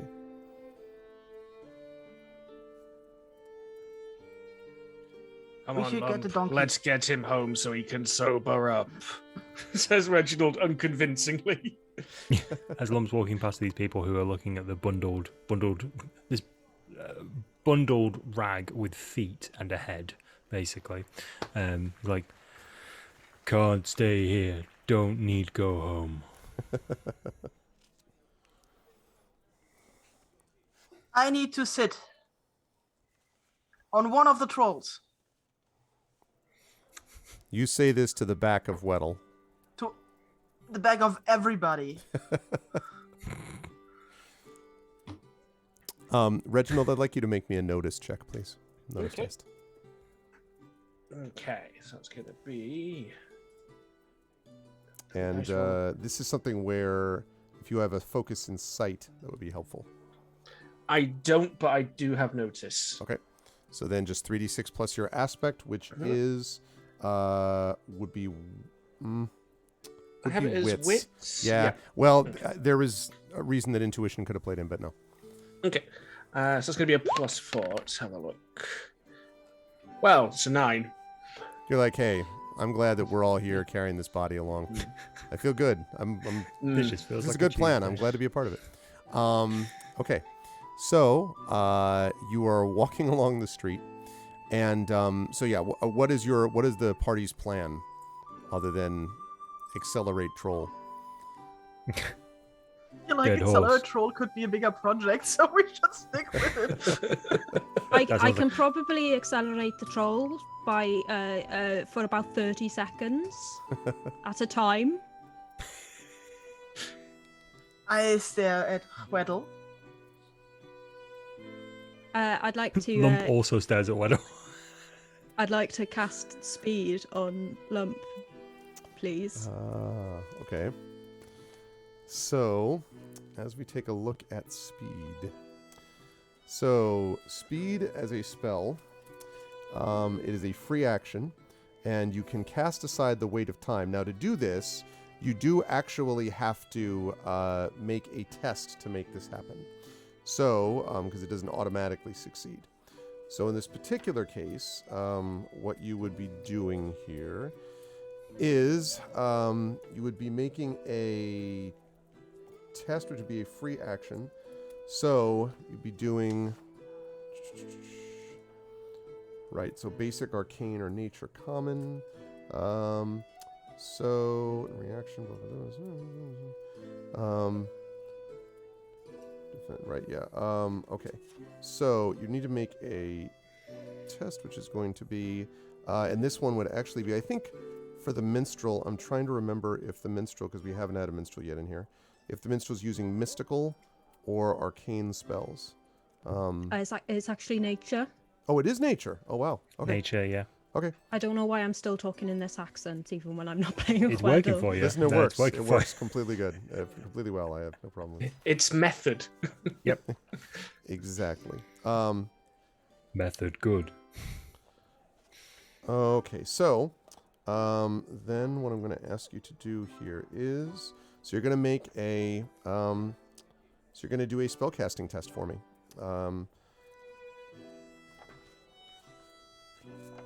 And you're reaching, you would know this already, you're aiming for a difficulty of 14 is what you're trying to match. I can't remember what I need to add to Oh, the sorry. die So roll. in this case, you're going to do, so you're doing 3d6. You do have nature. So you would roll your aspect. Do you have and I don't actually think we have anything to worry about in terms of a focus in this particular case. So I think you're just looking at 3d6 plus aspect. And for nature, aspect is probably wits, I'm thinking, but yeah, I would say it would be wits.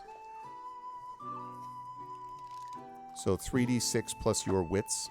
I'm you're going to aiming say for I 14. feel like it's not wits, because if it was wits, I would have put more points in wits. Oh, okay. That could very well be. I don't know why I didn't write this down on my character sheet. It's okay. We're all learning together about this since I haven't had a minstrel before. This is one of those things I was like, I've never cast a spell before, so this is one of the things we're going to learn together. Yeah. Give me a second. I will track it down.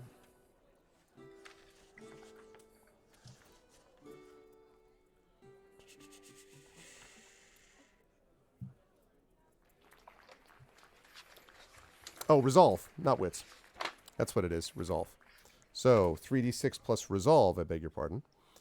And then you're looking for a 14. And you just get it. Okay, so when you cast this spell on Lump, you notice that Lump, who's kind of, I assume, plodding along the street, starts to like plod, and starts to move much faster. In fact, your movement speed, Lump, is doubled for a number of rounds equal to Weddle's craft. And Weddle's craft, I think, is 5, if I read that right. So that means that 5 rounds. Now that's still, well, I mean, it's you move at a much greater pace and it sounds good, but you get sort of right to the edge of town, I would say, and it starts to wear off again. And we had a bit of flavour there where I cast this spell with Please. my Kruth, and I kind of started like Jun Jun Jun Jun Jun Jun Jun Jun Jun Jun Jun Jun Jun Jun Jun Jun. Absolutely, please do. So yes, this happens as you're heading down the street. I like the image that you're like essentially bowing away frantically, right? As Lump is moving down the street. The problem, though, Weddle, is that it uses up a spell point to do this, and once you get to the end of it, like you get about to the end of town, and then you're Lump starts to. Womp, womp, womp. Millennium Falcon does not fire anymore. They told me they fixed it. I think we only needed really to get out of town, so. And I'm sure we didn't create a spectacle or anything as we were going out. Very subtle. No one noticed a thing out of place. Stealthy. Very subtle. Think get horse. I didn't see us draw any attention.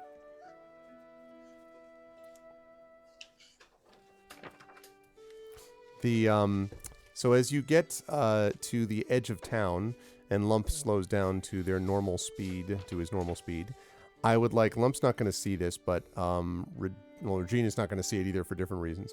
So Weddle, I'll give this to you, because right now Reginald has already not made this happen. So I need you to make a notice check for me, please. And again, I think we said that notice is based on wits, I think. So I don't know if you have notice as a set thing. I do not, so it's just a 3d6. Yes.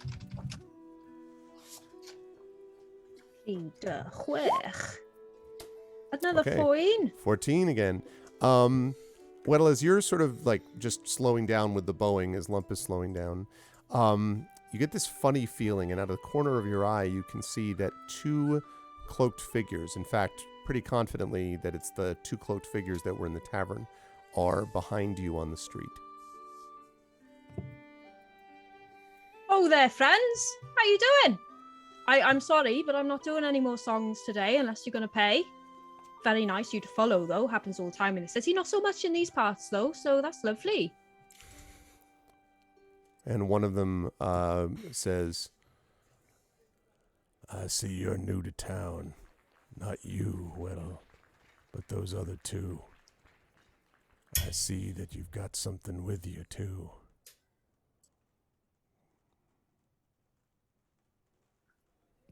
I don't think More it's very sort nice of of- you to call Lump or something. He's a someone, thank you. What's he And carrying? there are two of him. Yes, you say as you're buzzing around his head. What's he carrying? Ooh. Lump. I was going to say, His a scythe, and I hold it up. Lump is like, have you seen him? He's like really heavy. We can't carry him. We should have a donkey. And I'm carrying a very good instrument. It's called a crwth, and some people mistake it now for a lute, but it's really not anything like it. I heard that. I don't much hold with people who don't know the difference between a crwth and a lute. Those people who can't play usually describe, you know what I'm saying? And then they pause for a minute, and then he says, but you didn't answer my question about what it is that he's carrying. What's Lump got over his shoulder?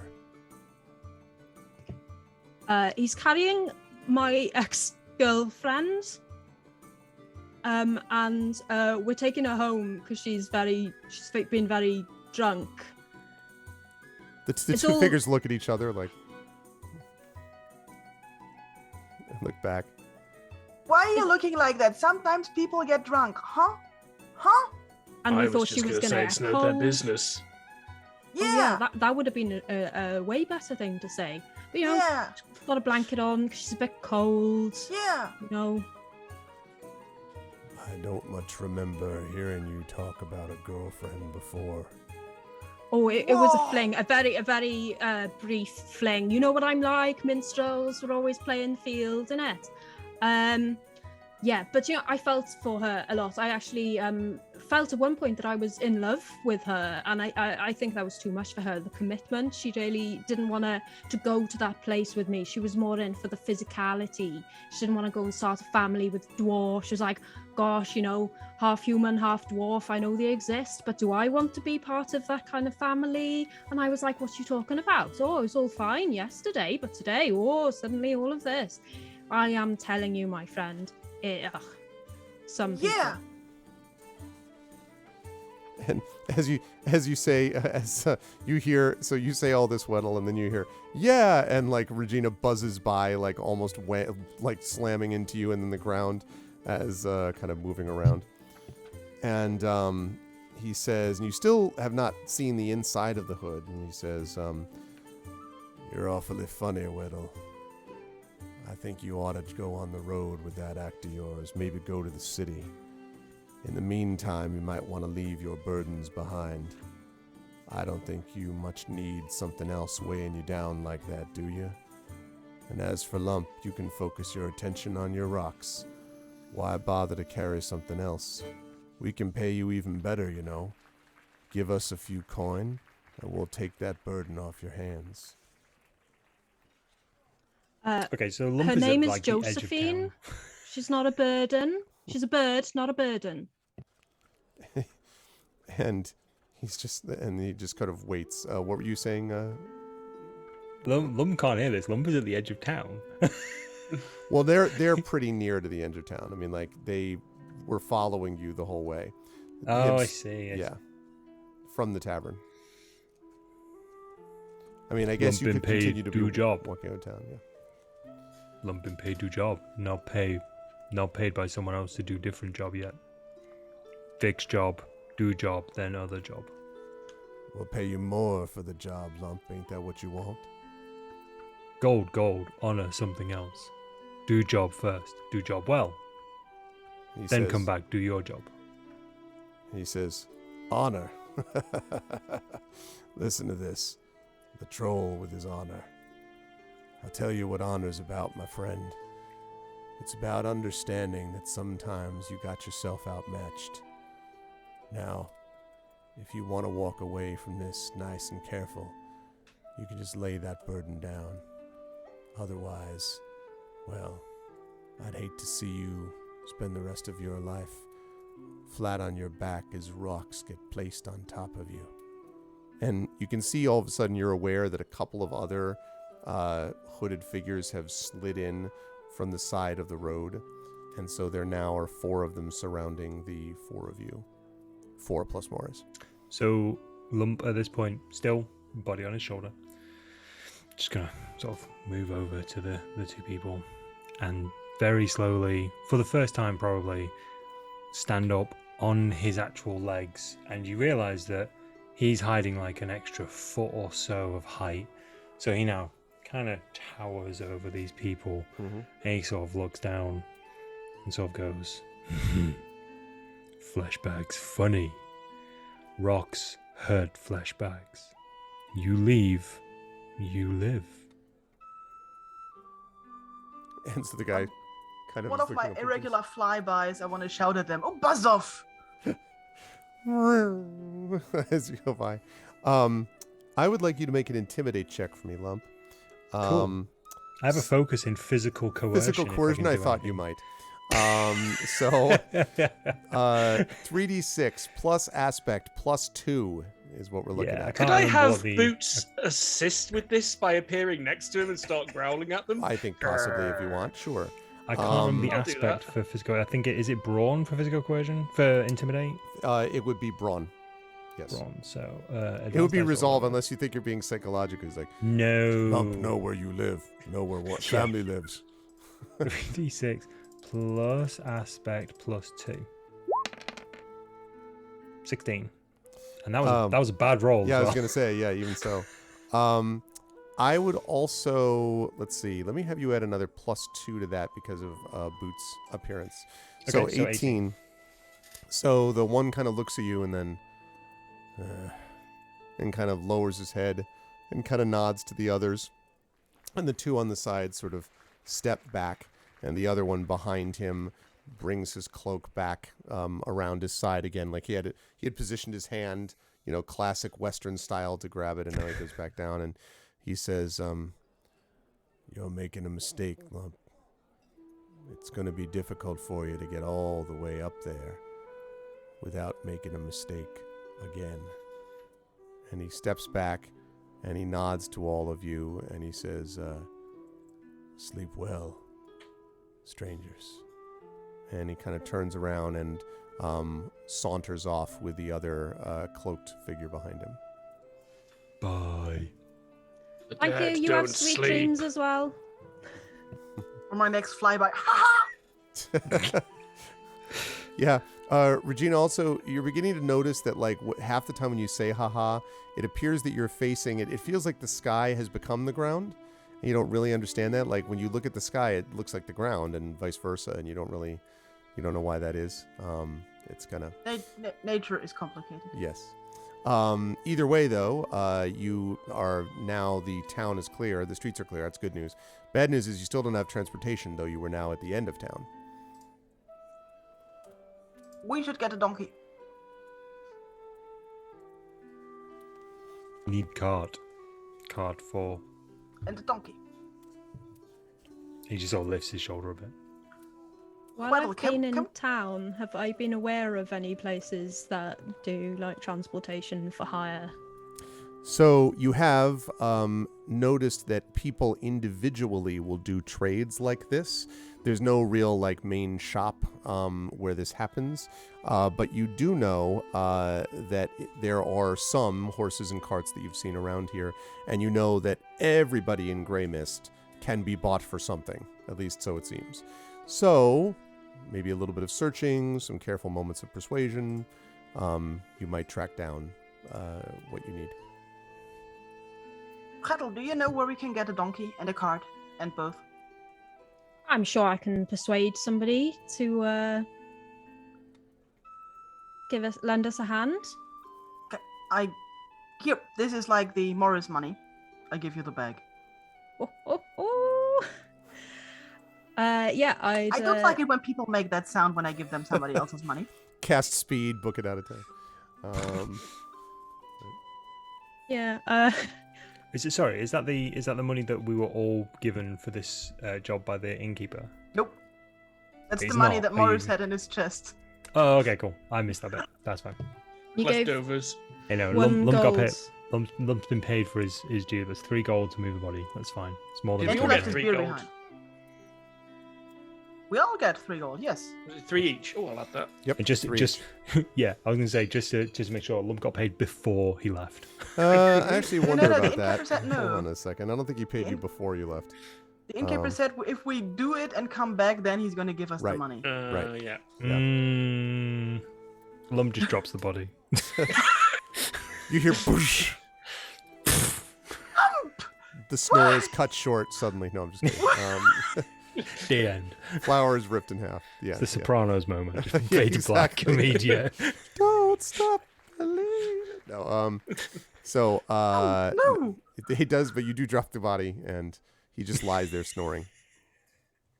I don't Hi. actually drop the body. It's fine. I've still got the body. Okay. I got paid after the job for carrying Regina's stuff, so it's fine. True.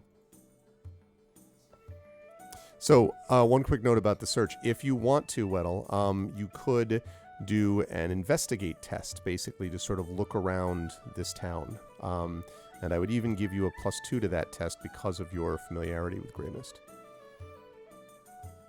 I will take that +2. Thank you. And do you happen to have investigate? It is an insight test.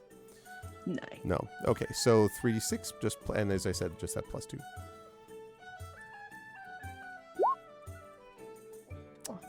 Okay, so that is a success, and in fact, I think that's a great success, right? Because we've got the 'cause doubles there. Weddle, it's the 3rd street over from here, and in fact, you're pretty confident that it's in a very shady part of town. Let me remind you all, this is Gremist. So a shady part of Gremist is exceedingly shady. Especially because it's now actually just about dark, based on when you got here. But you find there a, let us put it, an unattended cart with, of all things, a donkey in the front. Now, it is in front of a house. It is loosely tied up to a post. But you know, Weddle, that this is very unusual because generally, if you don't nail something down, and even theoretically if you do, it vanishes quite quickly in Gremist. So the fact that this thing is still sitting there attached to this stake right in front of the house and unattended is unheard of. All right. So someone's going to have to stay with a cart. Otherwise, someone's going to nick this. It's a good thing that we came along. Otherwise, someone might have nicked this and done someone out of a cart and a donkey. Looks like it belongs to people in this house, so I'll just go and knock on the door and ask if we can borrow it. Okay, I hold the donkey. Yeah, I wait with the cart. I knock on the door. Hello? Anybody home? Oh, hey, just a minute.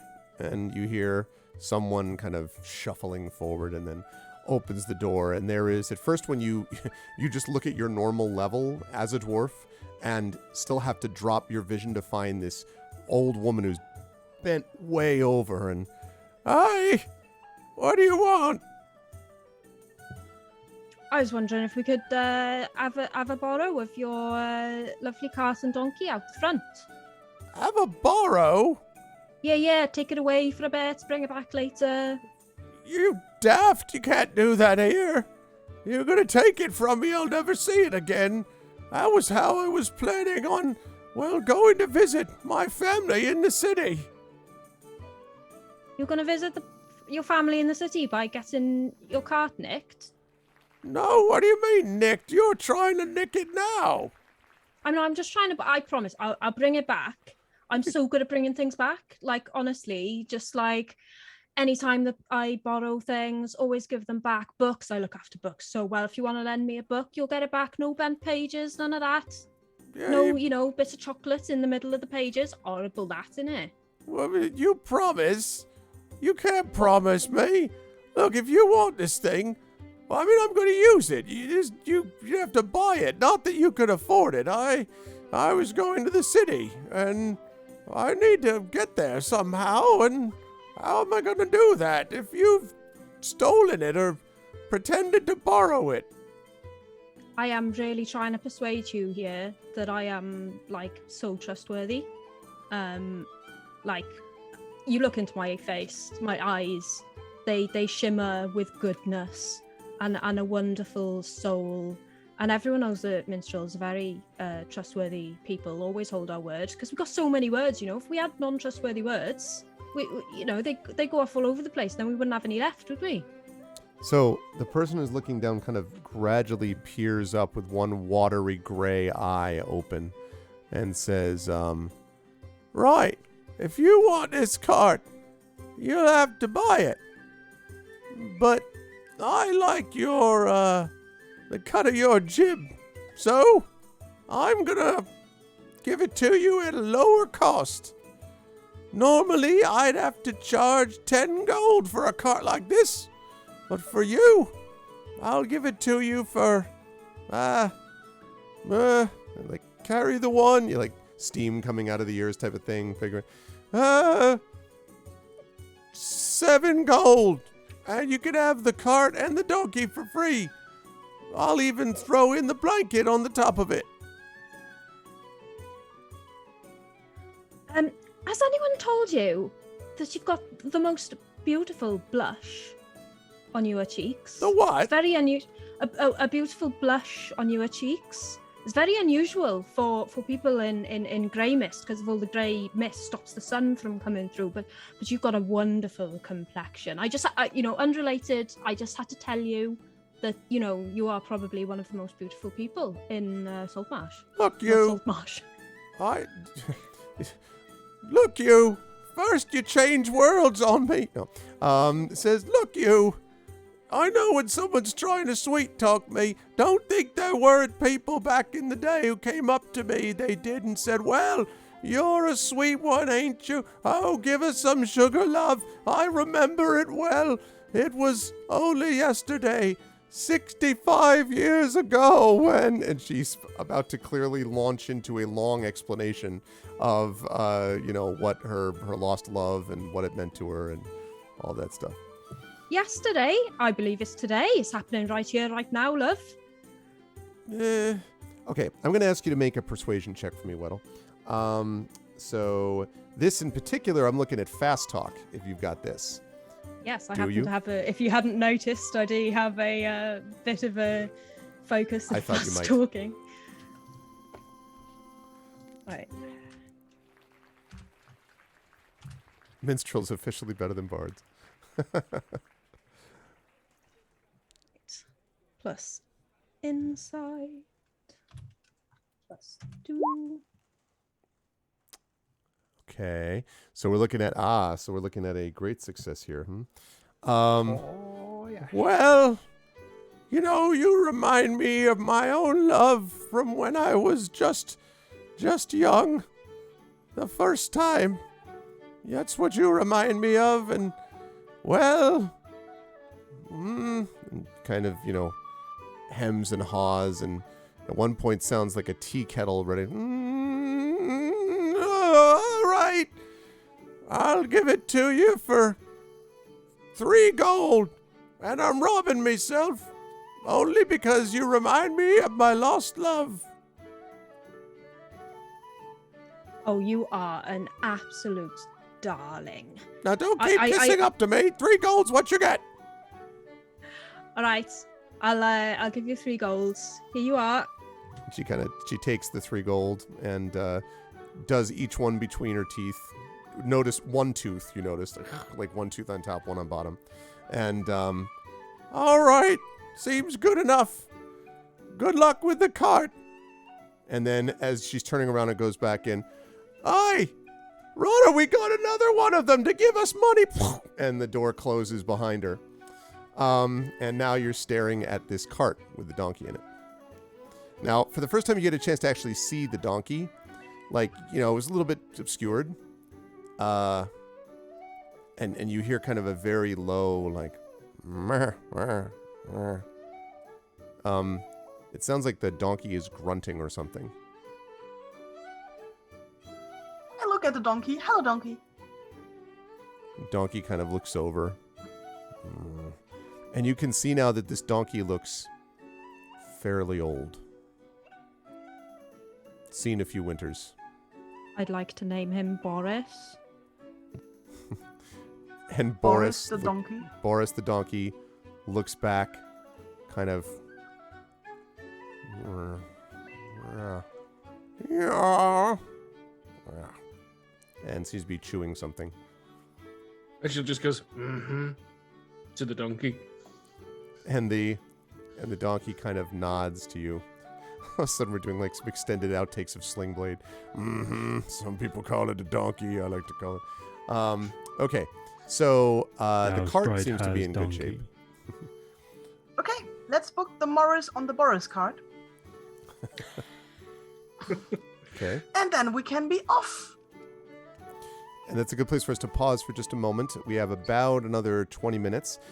We are playing Pen and Pixels episode 315. This is Talisman Adventures, The Briar Rose. I am joined by Pyron Jade, by Darksaber2K, by Peripheral Mike, and new tonight by Undeveloped Bruce, who is proving why they were recruited for this mission. I'm just saying there is some singing going on there, and was recruited for that and for extensive knowledge of things that are not loots. So if you like what you see in here, please make sure to follow us on the channel, and please follow all of these wonderful people in their various endeavors on their various things that they're doing as we continue for you, as I say, for about another 20 minutes or so.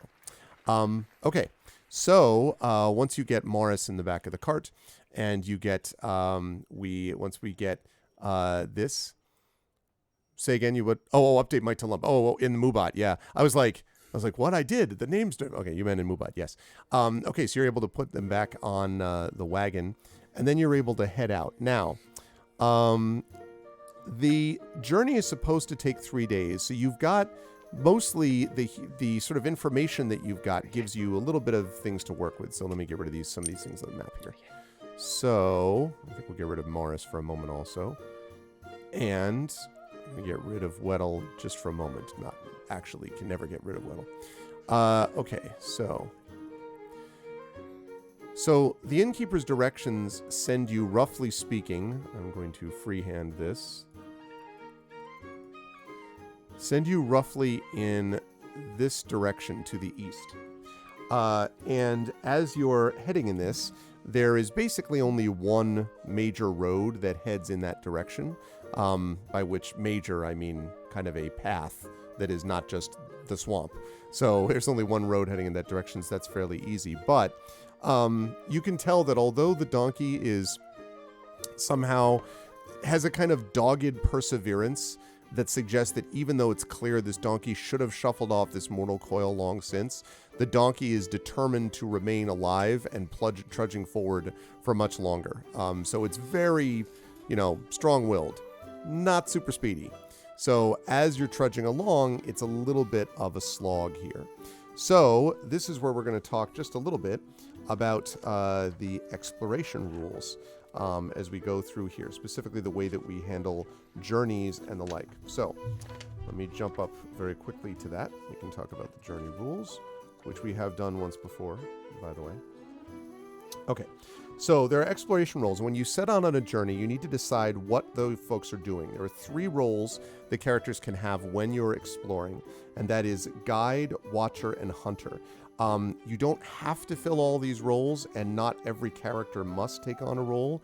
The only role you have to have is the guide, because the guide is the one who makes decisions about where to go and what trail to follow and stuff like that. And so we're looking at 3 days is the base travel time, and that time can increase or decrease depending on how various roles go during the course of this journey, during the course of this exploration. So the first thing to keep in mind here is about who wants to play the guide. This is usually someone who's good on, I think, lore and or survival. I want to say maybe, Reginald, you were this before. Were you the guide, I think? So I have both lore and survival, so if you want to be the guide, that's totally cool. If you wanted to do that. Unless anyone else thinks they might be better for the role, then I'm happy to be lore and druid, so I can follow the beaten paths like a champ, or I can find the hidden routes pretty well as well. So assuming everyone's cool with that, the second one is a watcher, and the watcher keeps a lookout for potential enemies. They kind of, look for tracks and scan the horizon and that sort of thing, and stay alert for the presence of others. And for this, you need someone who is solid in the notice category, as you might expect. Notice and wits are usually really good with hunters. So yes. Sometimes stealth isn't bad for this either. Well, I have notice, but no stealth. Okay. So I'm good for that. If anybody else has better notice, that's also appreciated. But otherwise, I'll say that.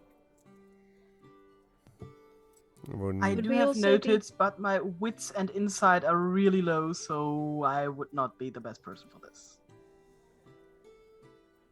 I don't have notice, but I wanted to ask, do we also like travel by night, or is it kind of like D&D where you'd usually take a long rest? You normally would be able to camp. You could travel by night if you wished, but yeah, it can have sort of an effect over time. So normally there's camping that's involved, and when you camp, the guide usually is able to help set that up too, in terms of when you actually do the camping. So the last role is the hunter. So who do we? Sorry, let me go back to that. So we've got the watcher, and then we've got the hunter, and the hunter, which I think actually Regina, I think you played before, because of like survival or archery agility. Those are two of the tests that often get used for the hunter. So do you want to stay as that, Regina, because of the lack of notice or lack of whatever? I think how good somebody's a hunter is also depends on the successes. I think standard success maintains the rations we have. Correct. Was it like Doesn't that? need to use a ration that day, and if it's a great success, not only do you not need to use a ration, but the party gains 1d3 additional rations on top of it. I'll do the hunter because I've got the hunter background and can just choose to stake a standard success instead of rolling. Okay. And then Lump, you're gonna try the watcher because of the notice thing, theoretically? Yeah, why not? Okay. What's the worst that could happen? Let me just make a note. At 2/22/2022, the question was asked. Okay. So you are moving along here, and as we get to the end of the first day, let's see, I'm actually going to have you do for this first day. Let me have the guide, who I think we said is Reginald. I'm going to have you make a lore or a survival check, please. I think I'll go with lore for this one. Well then, it's a 12 and a 1 on the Kismet. I see. So I'll just accept that a bit of dark fate added into the mix. Let's see. We're looking at a 12 with a 1 on the Kismet.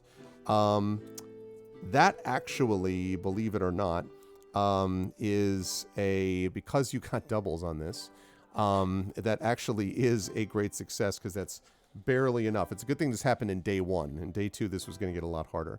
So that means you travel at full speed with no delay, and you're able to actually make your way through fairly easily as you go through.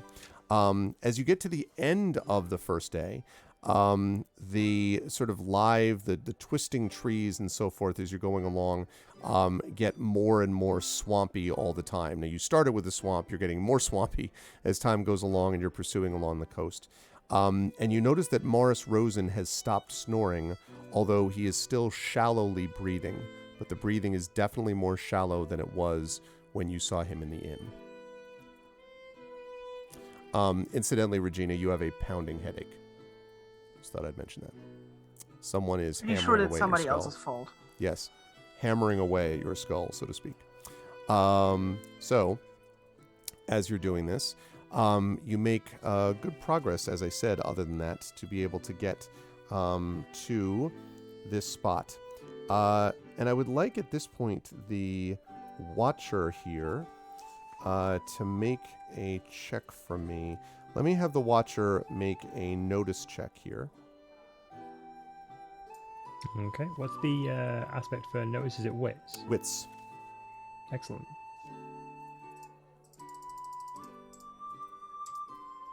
That is a 16 and a very, very, very good. That's a triple. That's so better than a great success. Okay. I see the code. Suddenly everything goes wireframe. You see all of it. Holy cow. Okay. I would like you then for me. You definitely see in the distance there are a group of figures, and they seem to be on the back of horses, but they are clearly going in a way that is, they're going slow and kind of carefully. They're not galloping, but they're definitely going in the same direction that you are, and they were not here a couple of hours ago. If you can make a survival check for me, you might be able to identify what these things are. I do have survival. So, survival, is that also wits? Survival is also wits, yes. Excellent. Not as good. Not so much. That's a 9. So, yeah, you know only that there are these ones who are sort of going generally in your direction on horses. As I say, they're not galloping towards you. They don't seem to be particularly perturbed, but they definitely were not there before. And it's not like, this is a road, but it's not like, you know, Broadway. You're not going to a major How many place. of them are there? If you had to guess, probably 4 or 5. And they're just sort of like shapes on horseback. Yes. Okay, cool. But they are going in the same direction as us, but they are Correct. going slower than if they were traveling at speed, That's for right. example. So, okay, That's right. cool. There you go. And we're still in the middle of the night, essentially, aren't we? I would say about to set up camp for the evening, theoretically. Okay. Unless you want to travel during the night, but assuming you're not, then yeah, you'd be getting to that point here. Yep. So as you're figuring that out, I would like the hunter, Regina of the Pounding Headache, to make a survival or an archery test for me, please. I use the hunter background to take the standard success, please. Oh, that's right, because you can just do that. That's right. Yeah, I can just That's do one- that. I that's don't your have ability. to roll. So you find something, some mushrooms, you know, like kind of stuff. Not the most wonderful meal ever, but it's definitely functional, not poisonous.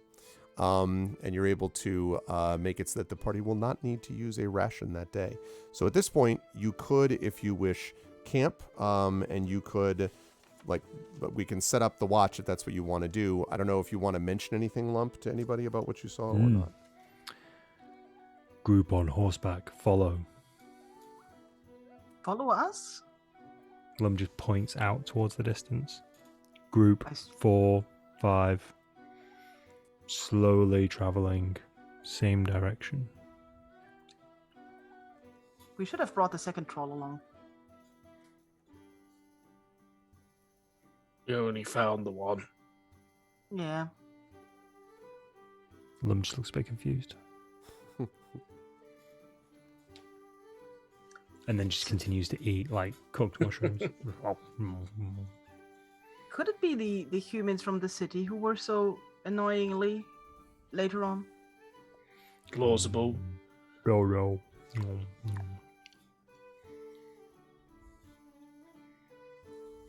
Maybe you should keep watch. I look at Reginald. Think we should take turns. Okay.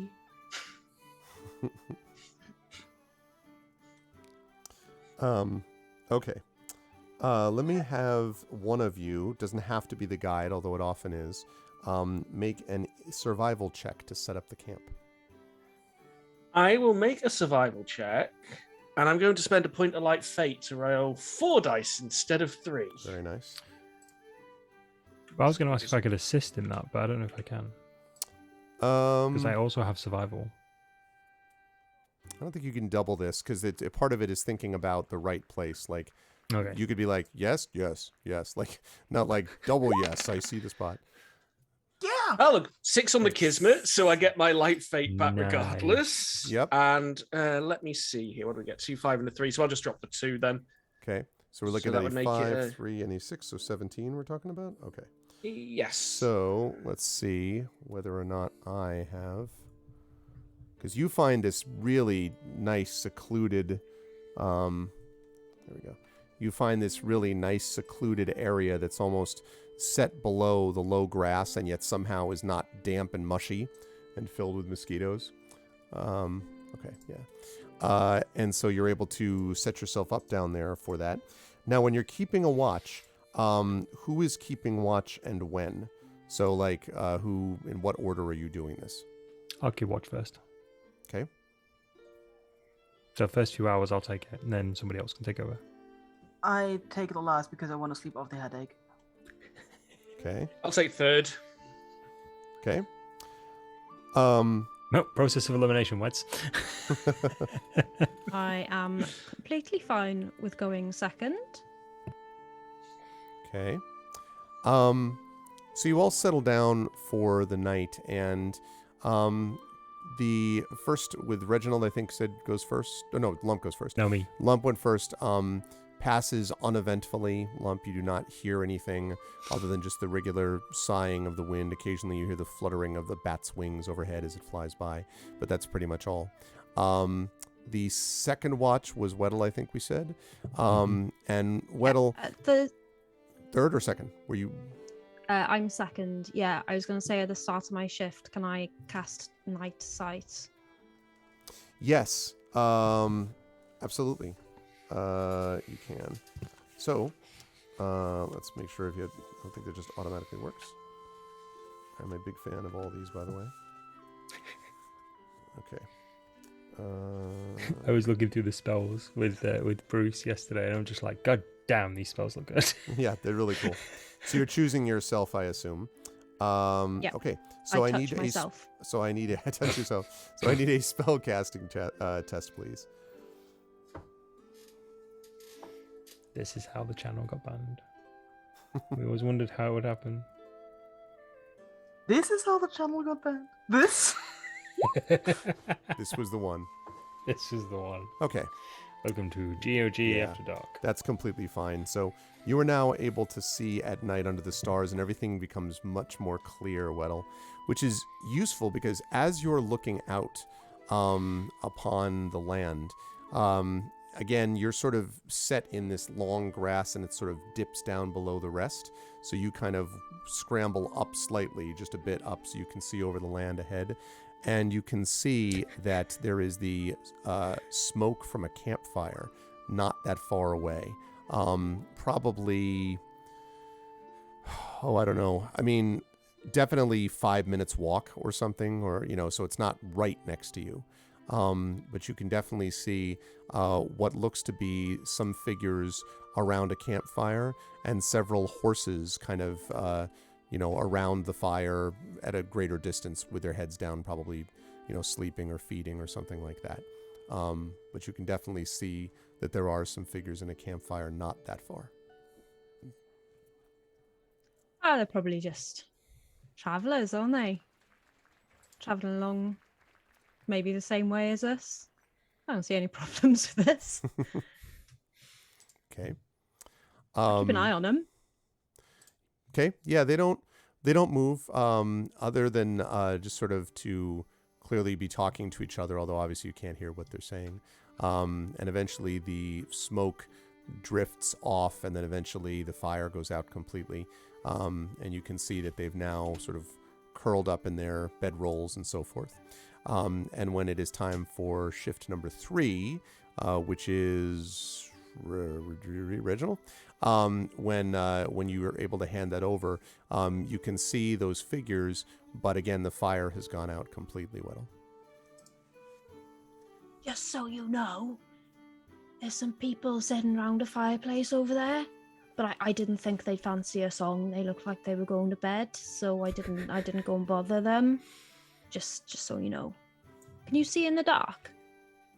No. Do you want to see in the dark? Could be useful.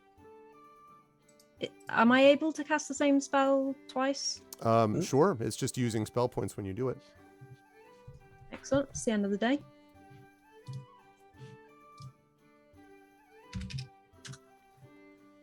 Because the effect also lasts until the following dawn, so you'll have it the whole time as well. But wow, okay. I think he can see I was really gonna well say, in the dark. Suddenly Reginald, like so much, like can see everything. It's like wearing night vision goggles during the day. God, I am Sam Fisher. So you look into the distance, and yes, you can now see, and you can actually see the figures that Weddle pointed out. And you can see so well that you can see that all of the figures are cloaked, similar to the ones that were following you before. I have, sorry, because I rolled a 6 on the Kismet die, didn't I? Yes, so you can get a light fate. Yeah, but I have a word of grace. Oh, okay. So I've learnt a quiet word of grace that brings peace and understanding. I think my word of grace is, oh, blimey.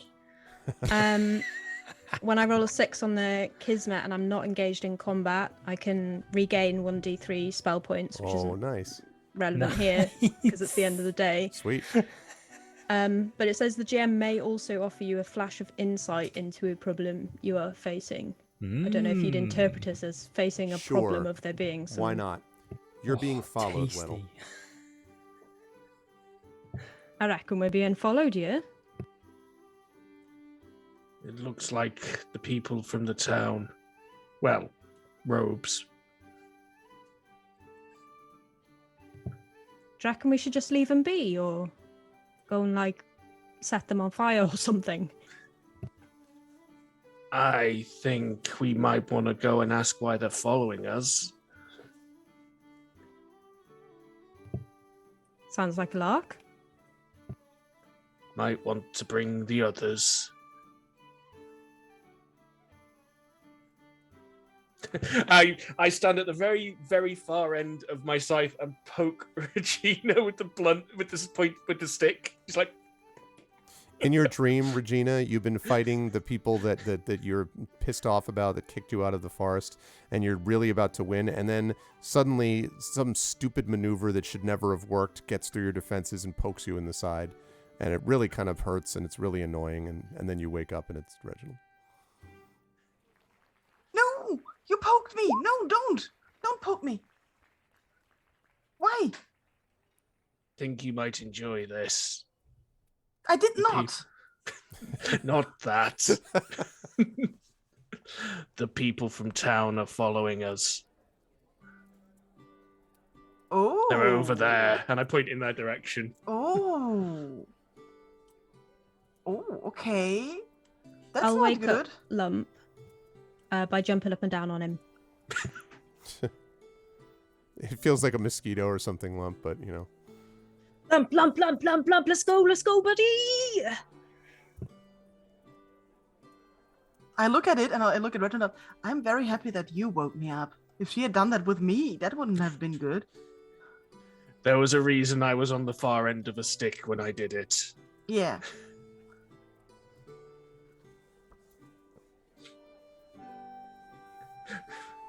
You're muted, Mike.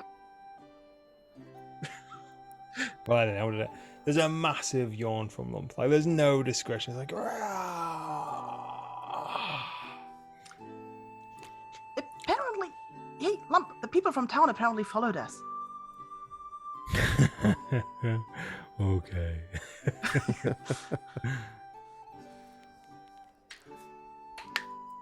They're just over there. Let's go and ask them questions. No? Yes. I think that is the plan. Yes. Lump's already walking towards him. So, Like, the three of you... Like a troll in a china shop. yep. Assuming the three of you follow then. I'm gonna be stealthy. I specifically follow within a distance of Lump, where if somebody did for some reason decide to attack me, Lump would always be right next to me. For no reason at all. Makes Just sense. letting you know. Lump distance. I wonder what... Yeah, Lump distance. So the four of you make your way over to the camp, and as you are walking in, you can see that they're just basically lying there in their bedrolls, basically around this dark campfire, with a couple of horses, also with horse blankets, and a tent as well, and they all just seem to be asleep or not paying attention. Mostly asleep, it seems like.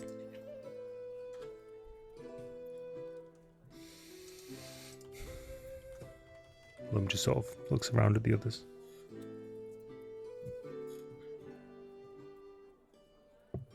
I'm being stealthy. I can't speak. We wake them up. You're being stealthy, you can't speak. Yes. I'm going to take out my mess tin and my hammer, and I'm going to bang them together very loud. Clang, clang, As clang, soon as clang, you clang, bang the pan, all of you get a very vaguely, almost queasy feeling in your stomach. And there is a swirling of wind.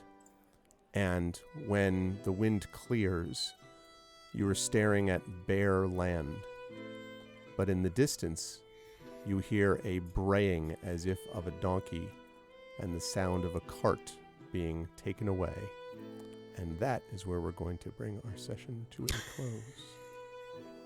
Hiron said it in Boris. chat, and I was thinking exactly I saw the that. same I was thing. like, well.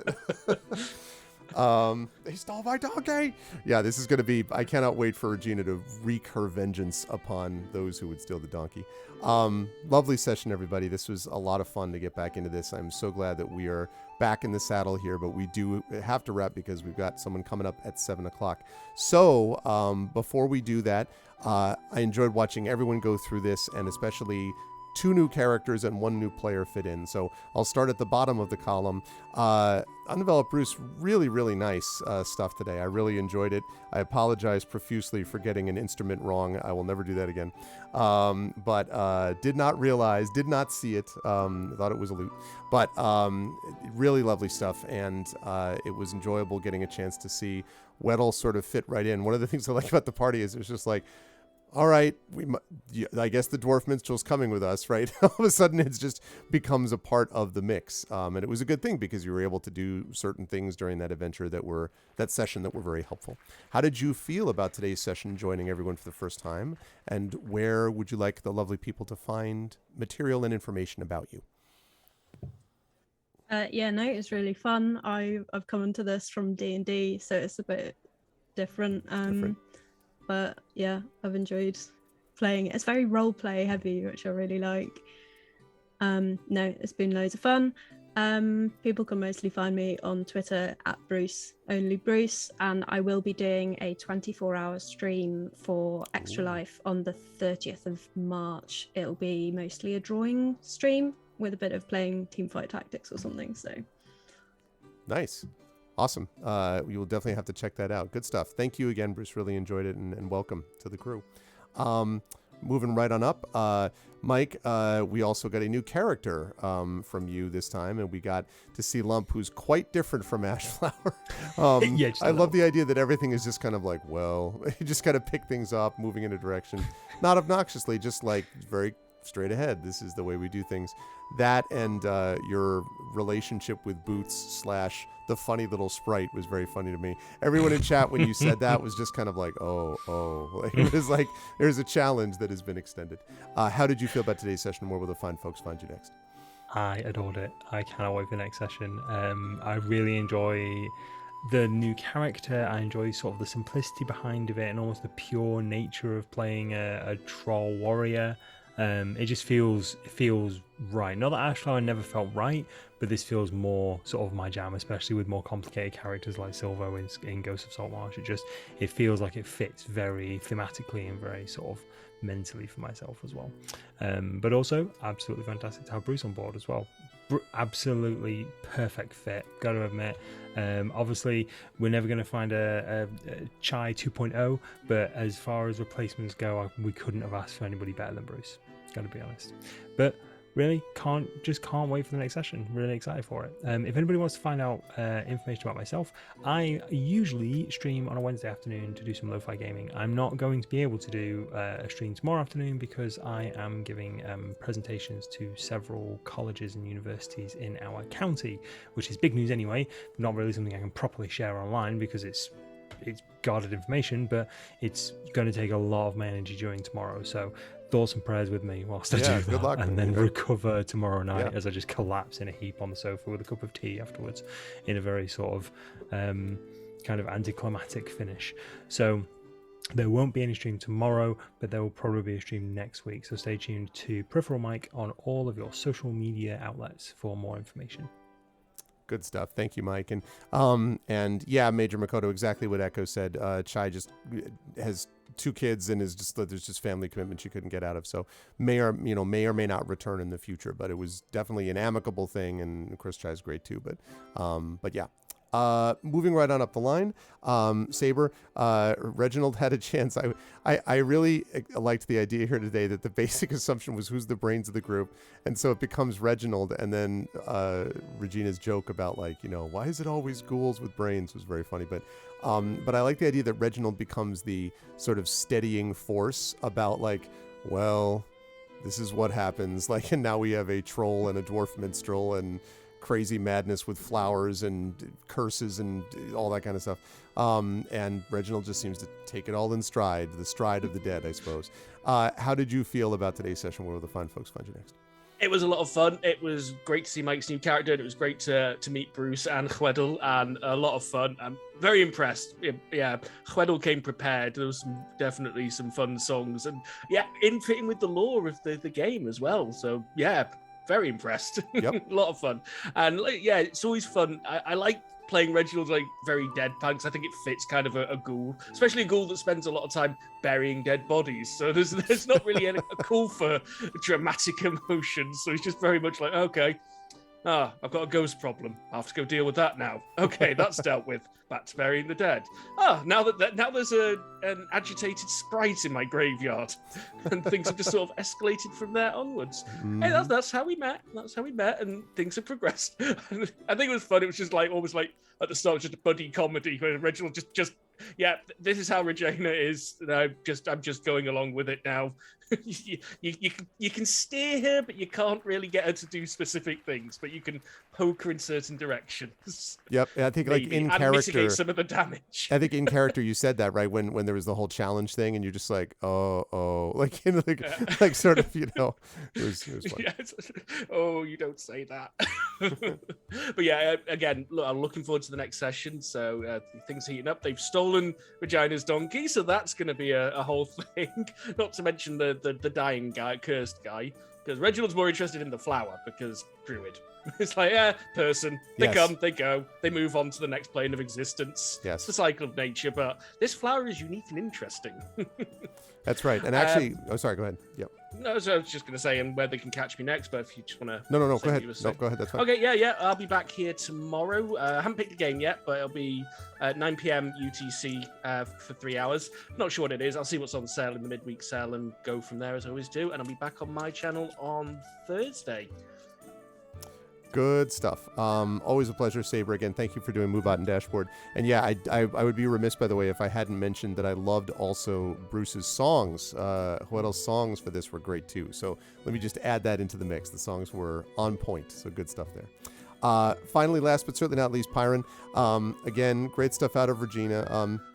I love the image of the drunk and buzzing around and sort of making commentary, flyby comments as Lump is there intimidating the bandits. That was cracking me up. I love that image. And of course, and Regina at this point, I love the idea that Regina's ticked off because she doesn't like change. It is just kind of and then is going to presumably at some point just be okay, these new people are good too. But if they leave, I like the idea that Regina just gets mad about stuff that before it would have been I don't want to necessarily hang out with these people, but then gets to know them, they leave, and then she's mad that they left. So I was appreciating the character consistency. How did you feel about today's session? Where will the fine people find you next? I absolutely love today's session. And Regina is a bit perturbed by okay, wait, there is this new person who apparently also walking along with us, but wants money to carry my stuff. What's going on here? It's why? But she'll adapt, I'm sure. Especially since she has to prove some things because somebody apparently thinks she's small and that is somehow relevant for something. But we'll figure that out. I'll be back on Thursday with my stream of something. I haven't decided yet because I just looked at some of the indie games that released on GOG and there were some that look quite interesting, but I will have to test them beforehand. And if not, I'll go back to playing Morrowind unarmed. If I have no idea it's going to be Morrowind punching things, doing no magic damage, just bare fists. Which is always a good time. Let's just be clear about that, right? Always a good time, even if that happens. So always a pleasure and great stuff today out of the entire crew. And again, thank you to Pegasus Pegasus Spiele for sponsoring us tonight.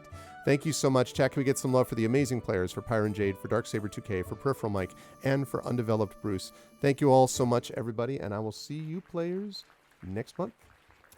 Bye for now. Bye-bye.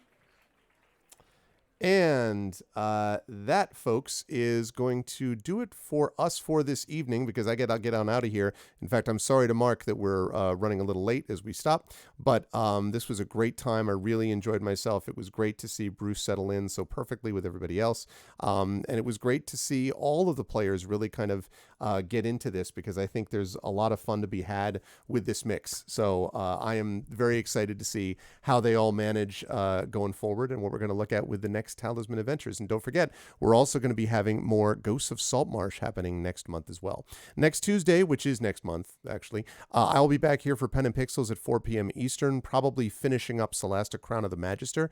And then after that, we'll figure out, I'll get together with the players and I'll find out what's happening with Ghosts of Saltmarsh and, of course, with Talisman Adventures. So we will do that. I want to thank again Pegasus Spiele for sponsoring us, and let you know that you should be checking out their work, because in their various games, including this one, which is really awesome.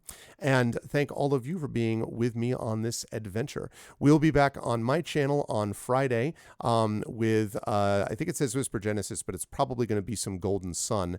And then on Saturday, I'll be doing The Last Express, which was just chosen for me by my chat. And I'll be back here next Tuesday, as I said, with Pen and Pixels for some Celeste Crown of the Magister. Otherwise, thank you so much to my wonderful players, and thank you to all of you. Don't forget to follow us, subscribe to us here on GOGCom's Twitch channel, and please make sure to click through to our individual channels where we have our own Patreons and subsystems and stuff like that. Otherwise, much love to all of you wonderful folks. Thanks to my players, and I will see you lovely folks soon. Please stick around for Mark, who is going to be playing some Dragon Age, and I will catch you folks soon. Until then, everyone be good to each other. Have a good night.